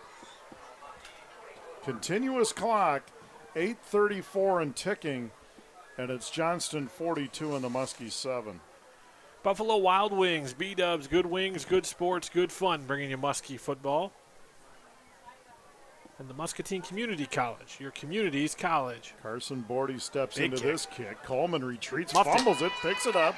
25, Takporti almost gets him down. Coleman eludes a tackler. He's at the 30. He's got an alley, 40, 45, midfield, 45. Toga Disa runs him down, the big nose tackle. Wow. Made the tackle and out of bounds at about the 35-yard line. And, boy, he retreated, but he ended up running that back 40 yards once he picked it up. It'll be first down Johnston at the Muskie 35. Yeah, good return from Copeland, but how impressive was the big nose tackle closing just an amazing close there from the big Muskie. You don't see sophomores that size move that fast that often. Very athletic. This kid, boy, he's going to be special when he's a senior. He's pretty just special a sophomore. now. Yes, he is, but, boy, he's just going to continue to get better. Double tights. The old Hayden Fry stand-up tight end. Now they flare it out this time, and it's in the slot, and he's strung out. Short gain, and the pass was over there for Brisbane. Alvin Brisbane. It's going to be a short gain of about 4 or 5. I miss that stand-up tight end. That was the position I tried to play at every front yard, backyard football game I played in. Oh, the Marv Cook. Growing up, just watching Marv Cook, Scott Slutzker. Flag before your time. Scott Slutzker, Michael Titley, some of these great tight ends in Hawkeye history. 3-yard gain. It'll be 2nd and 7 from the 32. There's Storts. He gets balls bobbled by Brisbane, but he recovers. He's inside the 30. Ball on the ground. They call him down. It's going to be about the 26 or 7. It'll be 3rd and short for Johnston. And I think he got the ball back, too, but it was, good hits. Good pop there from the Muscatine defense. I wouldn't be shocked to see Iowa State pull an upset tomorrow against Oklahoma, Brian. They did a year ago at Oklahoma, and that was quite a win for the Cyclones. 3rd down and a long one for Johnston at the 26. Motion man is Brisbane. They give to Davis straight at the gut, and he's going to get a first down. Dalton Sell rides him to the ground with the help of some other Muskies. Tony Nitzel on the bottom of that. And it's going to be first down Johnston. Another big game, of course, you mentioned, UNI going to Iowa.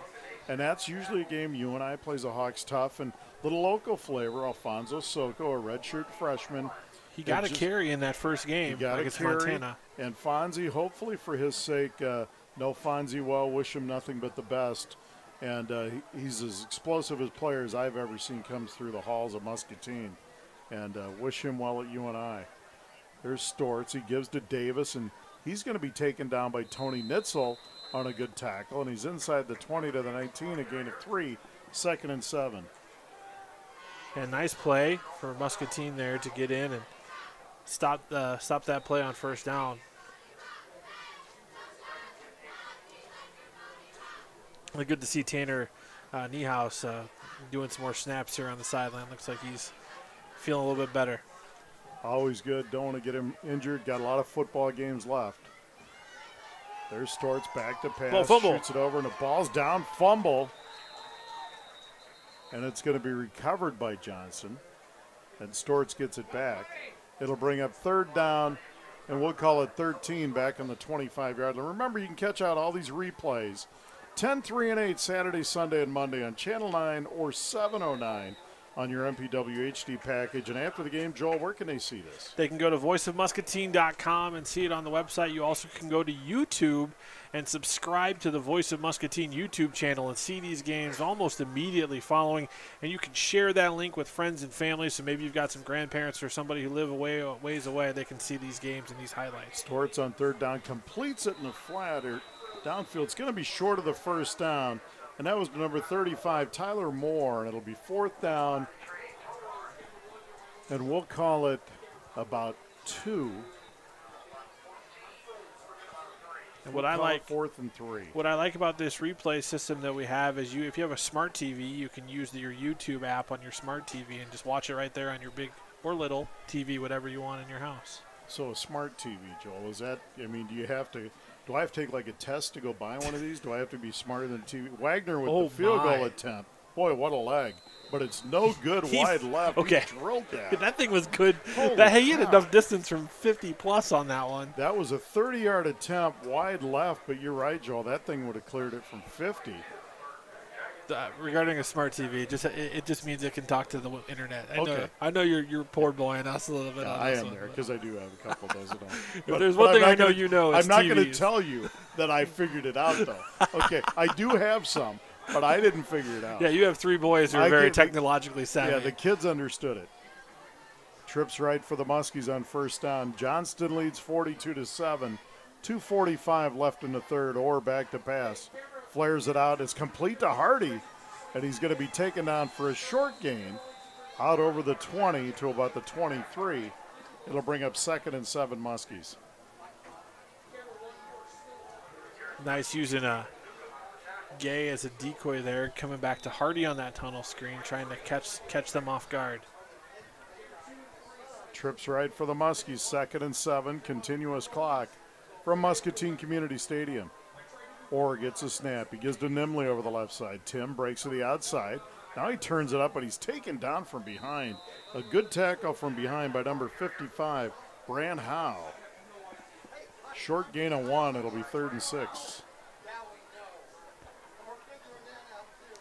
So this is one of those games where, we haven't really played Johnston before. This is probably the first time that these two teams have met. And this is with this new district format that's new about 6 years ago. We're going to actually get to go to their stadium next year, which is a $10 million stadium, one of the nicer facilities in the Midwest. There's Orr, gives to Nimley. Actually, yep, and Tim gets out over the 25 to the 27. It'll bring up 4th down and 3. And the Muskies will punt this away with 1:25 left here in the third. Have you gotten accustomed to the new district format? I mean, what's your take on it? Well, like I said, it changes because you do a rotating schedule every 2 years. I still love the old MAC, but that's me. I understand why they had to go to this form. I like the fact that you play a few different teams, but I do miss the natural rivals every year. The North Scots. This year we don't play North Scott or Bettendorf. There's a ball on the ground on the snap. Frazier picks it up. He's going to run it. Frazier over to the edge, and he's out near the 30, and he may have a first down, depending on the spot. I think he should be right on the line. And he's going to get a first down. Frazier dropped the snap, but he picked it up, Josh Frazier, and he ran for the first down, and he's excited. A heads-up play there by the young man. It was a bobbled snap, and he turned lemons into lemonade, if you will. Very clever. 1st and 10. That's Muskies not clever. Don't give me credit for that. From their own 30. Lame. I don't think it was original, but it was clever. It's no mongoose. No. Yeah. I'm going to have nightmares about that Cobra mongoose story. There's Nimley over the right side at the 30 and pounded to the ground, 34. good positive run there on first down. And that'll be the last play of the third quarter. Folks, we played 3. It's Johnston 42 and the Muskies 7. We're taking a 60-second timeout. You listen to Muskie Football on KWPC 860 AM and 95.1 FM. Fast? Come to Westside Store and grab a hot, fresh Godfather's Pizza. They're made with the freshest ingredients, 100% real meats, cheeses, and fresh vegetables. The Muskies and Godfather's Pizza, a winning combination. Call 263-7214 now to order yours tonight, or stop by the Westside Store on the corner of Cedar and Hauser. Hi, this is Brian Musell, voice of the Muscatine Muskies. Before each broadcast, I get a hot, fresh Godfather's Pizza from Westside Store, proud supporter of Muscatine Muskie Athletics.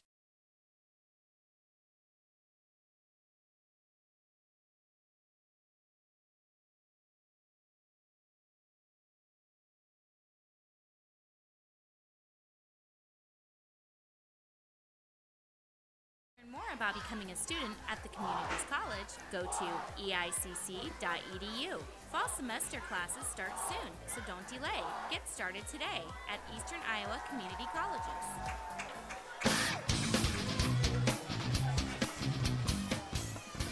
Back in Muscatine Community Stadium, Johnston made the long trip here, and they're cashing in as they lead the Muskies 42-7. The 7th-ranked Dragons lead the Muskies 42-7 as we start the fourth quarter.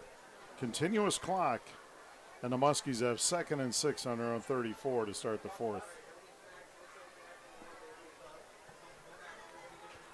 And right now, I mean, obviously you're in a continuous clock situation, but this is the time of the game where you just keep building. You work on your skills. You get a couple big plays here, you're right back in it. But you can't press at this point. You can't focus on what's happened. You just got to keep moving forward because, like we said, we were just talking about, Muscatine's going to come out of non-district play, 3-1 most likely, barring a miracle, which they are very capable of. But still wanting to build some momentum off the end of this game, going into district play, starting next week with homecoming right here in Muscatine next week, which is a big game with who is it next week? Iowa City High. That's right, City High. That'll be a fun game. Nimley goes in motion or pump fakes. Now he flares it in the middle for Gay. Eli pounded to the ground as Johnston read that one and gets him to the ground. Nice tackle by number 6, Garrett Gerke. And it'll be a 2-yard gain. It'll be 3rd and 4 Muskies from their own 36. Johnston starting to bring in some reserves. Muskies with trips left on 3rd and 4. Orr gets a snap, back to pass, looks downfield, steps up into the pocket, rushes on, down he goes. From behind, a tackle on the play by number 96, and that's Cade Kennan. And a loss of 1 on the quarterback sack. It'll be 4th and 5 for the Muskies on their own 35. So Frazier will come in and punt again for Josh the Muskies. Frazier. On the last punt, Joel bobbled the snap, picked it up, and ran for a first down. Just like you draw it up. Quincy Hale deep. Or Johnston stands on his own 33. Frazier gets the snap, and there's the punt. And Hale takes it into 36. He dances inside 35. Now he's 40, 45, still on his feet near midfield, and the Muskies wrestle him out of bounds. Boy, TD Togadisa, he's playing big on those special teams. Frazier in on the tackle to the punter. Yeah, you've got some athletes on that punt return or punt coverage team.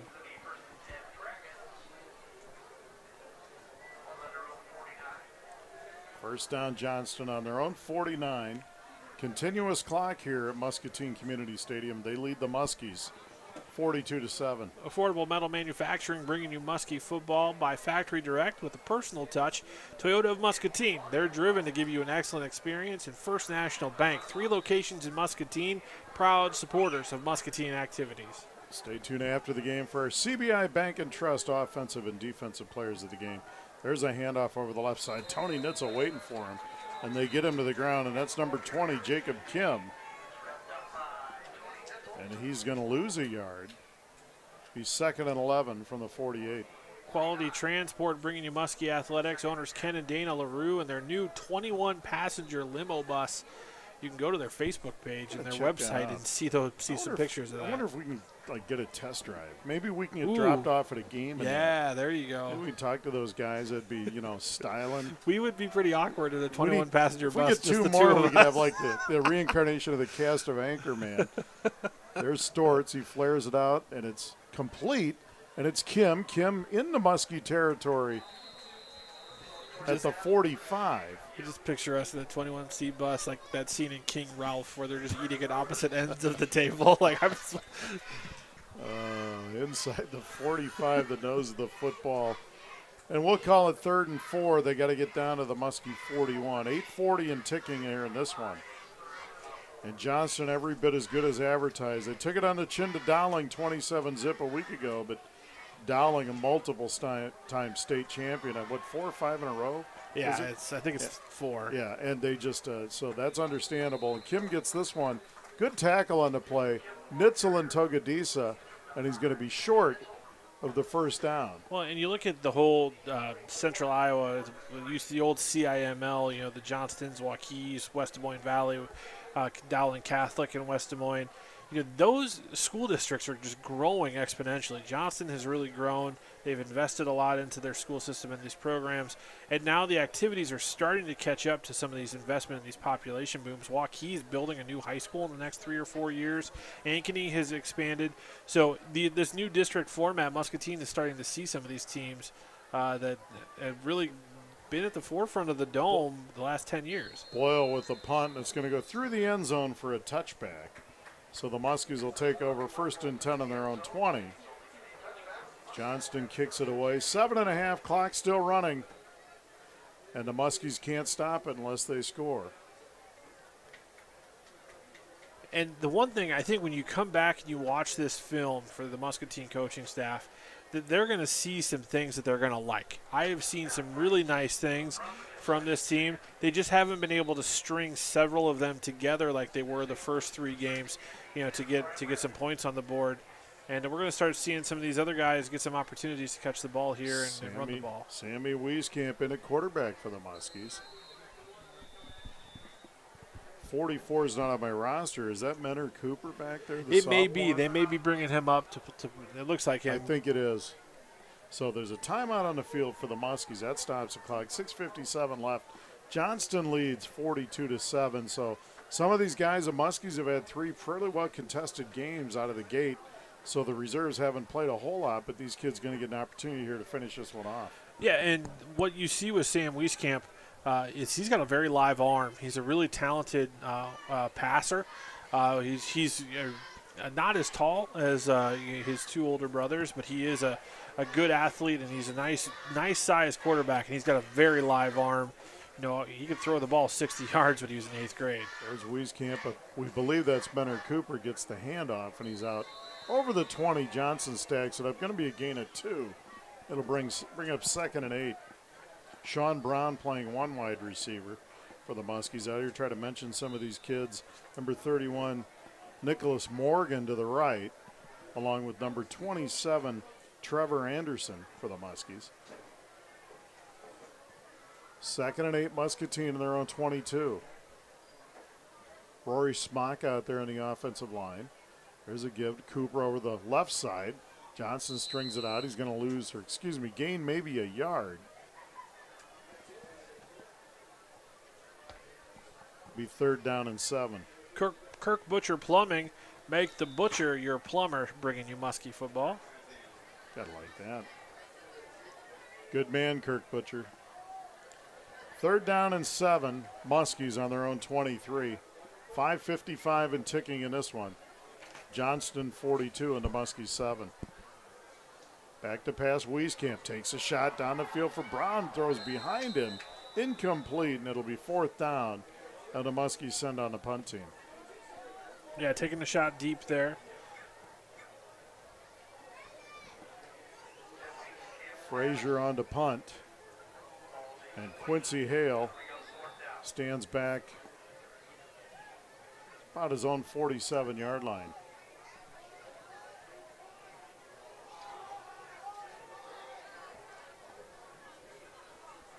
And when you're in these situations where you're maybe running some different two deeps on the special teams, that's where you can sometimes miss a guy. So Sean Brown coming on late there. There's a snap. Frazier steps into it. Good kick by Josh. Turnover. Over Hale's head. He fumbles it. Now he runs after it. He picks it up, and he's taken down on a great open field tackle by Flowers for the Muskie. Good hustle by Noah Flowers. Great special teams play. And Johnston will take over. 1st and 10 on their own 26. You can watch this replay, folks, all weekend long on Muscatine Public Access, Channel 9 or 709 on your HD package. 10, 3, and 8, Saturday, Sunday, Monday. Watch this game afterwards, voiceofmuscatine.com. Highlights sponsored by Toyota. We've got a halftime score. Number 4 ranked Wilton trailing Benton, who's ranked 5th in Class 1A, 7-12 at half. Good game. There's a Brisbane over the left side, 25-30 up the sideline. And out of bounds, ushered out of bounds at the 40. He's going to gain 14. It'll be 1st down and 10 for Johnston on their own 40.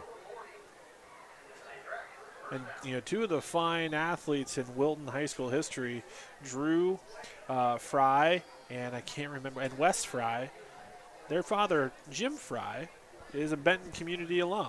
So, but no relation to Hayden Fry. No, as spelled Not different. even, I know. Yeah. It was Joel. Come on.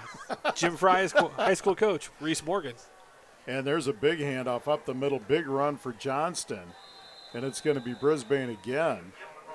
Actually, it's Kim again, and he's into Muskie territory inside the 45 to the 44. And a gain of 16. Trying to find some other scores going on in our area. And what has really been a nice change of pace to what the area had for football last week with all the mud that everything was played in. 1st and 10, Johnston on the Muskie 44. They give to Brisbane over the right side. He's at the 40.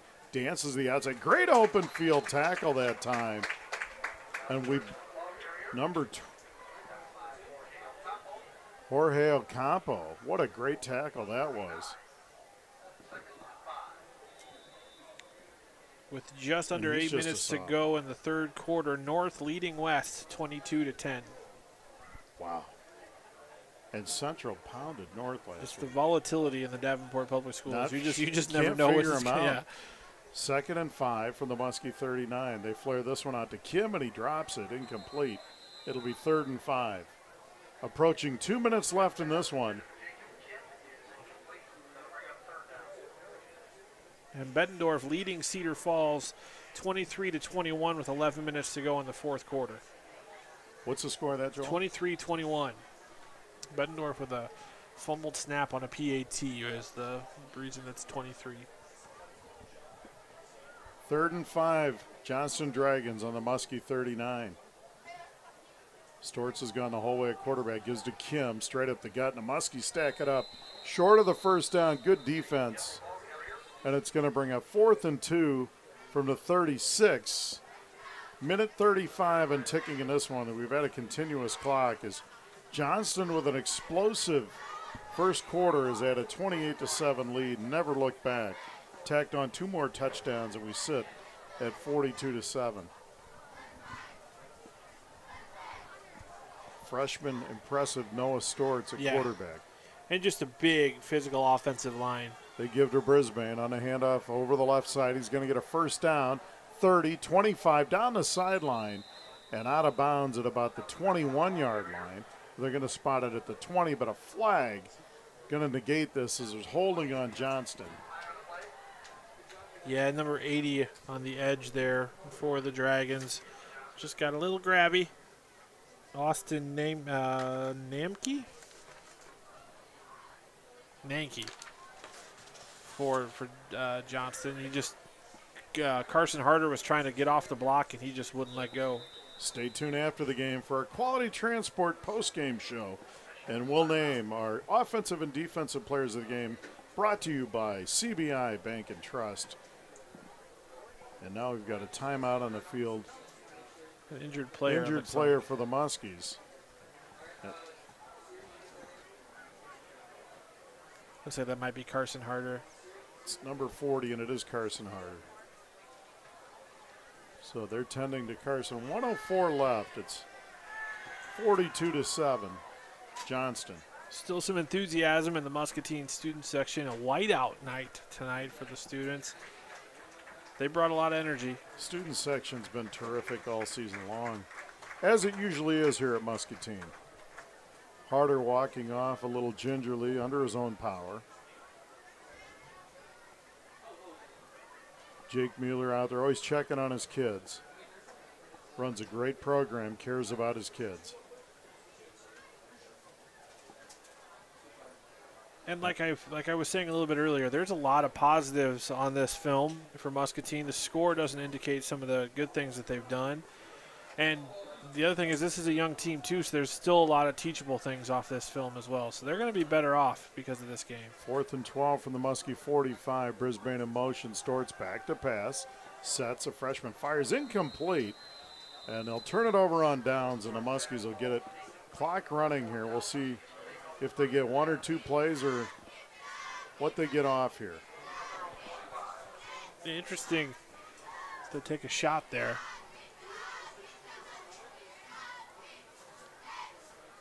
It's always challenging. What's the right etiquette with the way that they've made some of the clock rules? You know, you don't always know what. I mean, basically, you just got to go out and stop somebody. So Clock ticking inside of 30. Sam Wieskamp leads the Muskies out.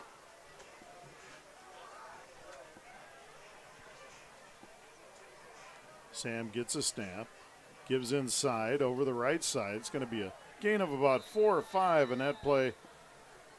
Number 48 on the carry for the Muskies, Craig Vaughn. And that'll be the last play of the game, folks. The final score from Muscatine Community Stadium, the Johnston Dragons 42 and the Muscatine Muskies 7.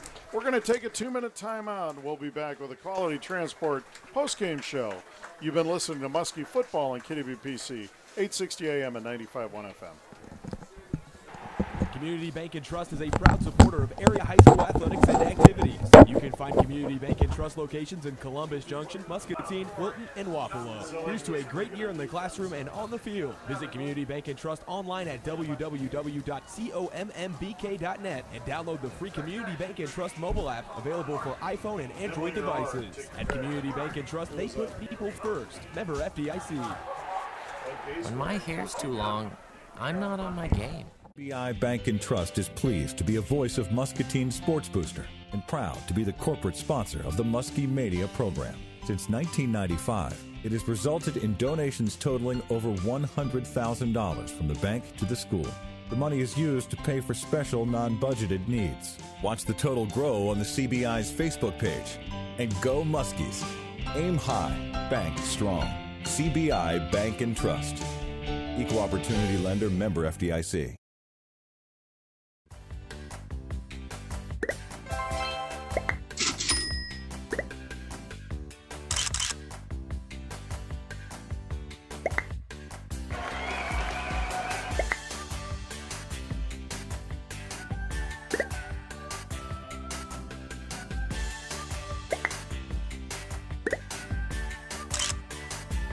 Classes start soon. Learn more at eicc.edu. Basketball and baseball teams score big. They earn money for the Muskie Boosters. Since 1997, their hard work has earned over $70,000 in donations from First National. If your bathroom is dull and boring, stop by Rivo in Muscatine to view Kohler bathroom and kitchen products. Rivo's showroom will help you with ideas and work with you to create a custom design. Is your sink stopped up? How about a dripping faucet? Rivo's talented team is ready to handle your plumbing problems. Rivo is the area's leading plumber and is now available to customers on the Illinois side of the river. Rivo is family owned and dedicated. Enjoy personalized service located at 1010 East 9th across from Family Video in Muscatine. Like Rivo on Facebook for examples of their work. A tough loss in their own conference to West Des Moines Dowling out there, actually non-district, but a team they're very familiar with and a perennial state power. They took it on the chin 27-zip they made the long trip to Muscatine with something to prove, and they proved that in the first quarter. Yeah, they did a nice job of just getting off to a fast start. We mentioned they changed the tempo. They did it running the ball. You know, Jordan Rush, their tailback, really made an impact early, had a 59-yard touchdown run. That was a big game changer, and that kind of blew the lead open for them. And this is just it's a game where for Muscatine, they just weren't able to get a couple nice things to string together. They had opportunities, they had some nice plays, but they didn't have that repeat business, if you will, on some of the positive things. There's a lot to build off of this game. Opening up the season 3-1 now for Muscatine. There's a lot of positives moving forward as we head into district play with City High coming to town next week. Iowa City High approaches next week on homecoming. The 3-1 Muskies will look to get off to a good start in district play. The scoring tonight was early and off, and the Muskies came out, went 3-and-out on their first possession, had a punt snap go over the head of Carson Bordy, and it was recovered at the 4-yard line by Johnston. Johnston took it in actually shortly after that on a 6-yard pass from Noah Stortz to Peyton Williams, the big tight end. 9:37 left in the first. PAT good. They led the Muskies 7-zip. The Muskies responded immediately. A 2-play, 70-yard drive, actually a 69-yard drive, a 59-yard pass play to Tim Nimley and a 14-yard run to Eli Gay, the Muskies' only touchdown in PAT. Tied it at 7 with 9:02 left in the first quarter. Then it was all Johnston. Newtell Davis took it in from 6 yards out. 6:37 to go in the first. PAT good. 14-7 Dragons. Then Jared Rush took it in 59 yards on a touchdown run. A minute 29 left in the first. They led 21-7. They weren't done yet. The Newtell Davis punched in another one from 2 yards out with 24 seconds left in the first, and they led the Muskies 28-7 after one. Only one touchdown in the second half. Rush, again, on a 1-yard touchdown run, led, and a PAT no good. They went into the half leading the Muskies 34-7. One touchdown in the third quarter, and that was Stortz with a 44-yard touchdown pass to Anthony Coleman, PAT. They went for 2, and Coleman ran around right end, ran it in for the 2-point conversion. With 10:20 left in the third, 42-7 Johnston, and that's where it stood as they got to a continuous clock and ran this clock out from there on out. But a lot of things a young team like the Muskies can learn from tonight. 42-7 says a lot on the scoreboard. They faced a heck of a team. But now the Muskies know where they're at. Yeah, it's really – this is kind of a good game to have going into district play. I remember coaching up at Wilton. We had a hot season. We were 3-0. We have Solon coming to our town. James Morris, junior class Solon team ended up winning a state championship that year. And they took us down. I think it was 48-7 was the final score. And then we found them in the playoffs, and we took them to the wire, and we only lost by a touchdown. So it's one of those things where you play a game like this, you get a lot of diagnostic on the tape. You get a lot of opportunities to teach, a lot of opportunities to grow, and it's uncomfortable to lose a game like this as a player. What's good, though, is it oftentimes will show you what may have been some fool's gold early on and also what you're good at, what you can build off of. And this is a great coaching staff to teach off of this tape, and they will build from it. And City High, I really like our chances going forward through the district. So offensive, defensive players of the game tonight, sponsored by CBI Bank and Trust. Joel, who do you have tonight? Got Will Zillig on defense. And I want to also give it to TD as a co-defensive player of the game. Toga Disa did a really nice job on the defensive line, but his tackling on special teams, they may have had a couple more punt returns that leak for more yardage if he doesn't make some big stops. So Will Zillig, they did their best to try and stop that run up the middle. Those two really played well. And then on offense, you got to give it to Eli Gay, the only guy to get in the end zone for the Muskies tonight. Eli Gay and a Wildcat, a 14-yard touchdown run for the Muskies' only score of the night. That touchdown. And folks, check out the highlight package put together by thevoiceofmuscatine.com, and that is sponsored by Toyota of Muscatine. And look for that on social media here within the next few days. So great night here for Johnston as they got on the road and they defeated the Muskies 42-7 and spoiled the 3-0 start for the Muskies. The Muskies will regroup. And, folks, homecoming next Friday here at Muscatine Community Stadium. So pack the house. These kids want your support, and they'll need it against the Iowa City High Little Hawks.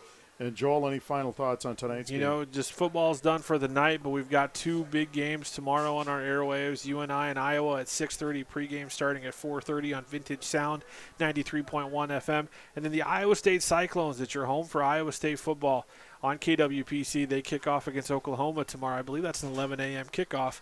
And so number 5 OU coming to Ames tomorrow. So if you can't make it out to the game, listen in crystal clear on FM 95.1 and AM 860 KWPC. Great football on our airwaves locally tomorrow. And football tonight, not the outcome we wanted, but yet a beautiful night for football. The final score tonight from Muscatine Community Stadium, the Johnston Dragons defeat the Muscatine Muskies 42-7.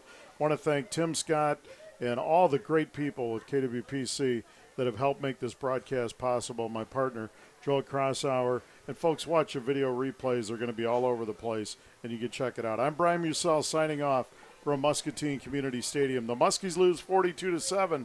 Thank you for listening and watching on Muskie Football, KWPC 860 AM and 95.1 FM. Uptown Motors reminds you it's time to winterize your vehicle, and Uptown Service is here to help. We'll inspect your vehicle's tires, belts, hoses, and more for the weather ahead and recommend any work to be done, including engine tune-ups. With winter driving comes an increased risk of collision. Uptown Motors has you covered with our new body shop. We make a stressful experience less painful with free estimates, loaner cars, and expert body repair backed by 50 years experience. We welcome insurance work and may be able to help with your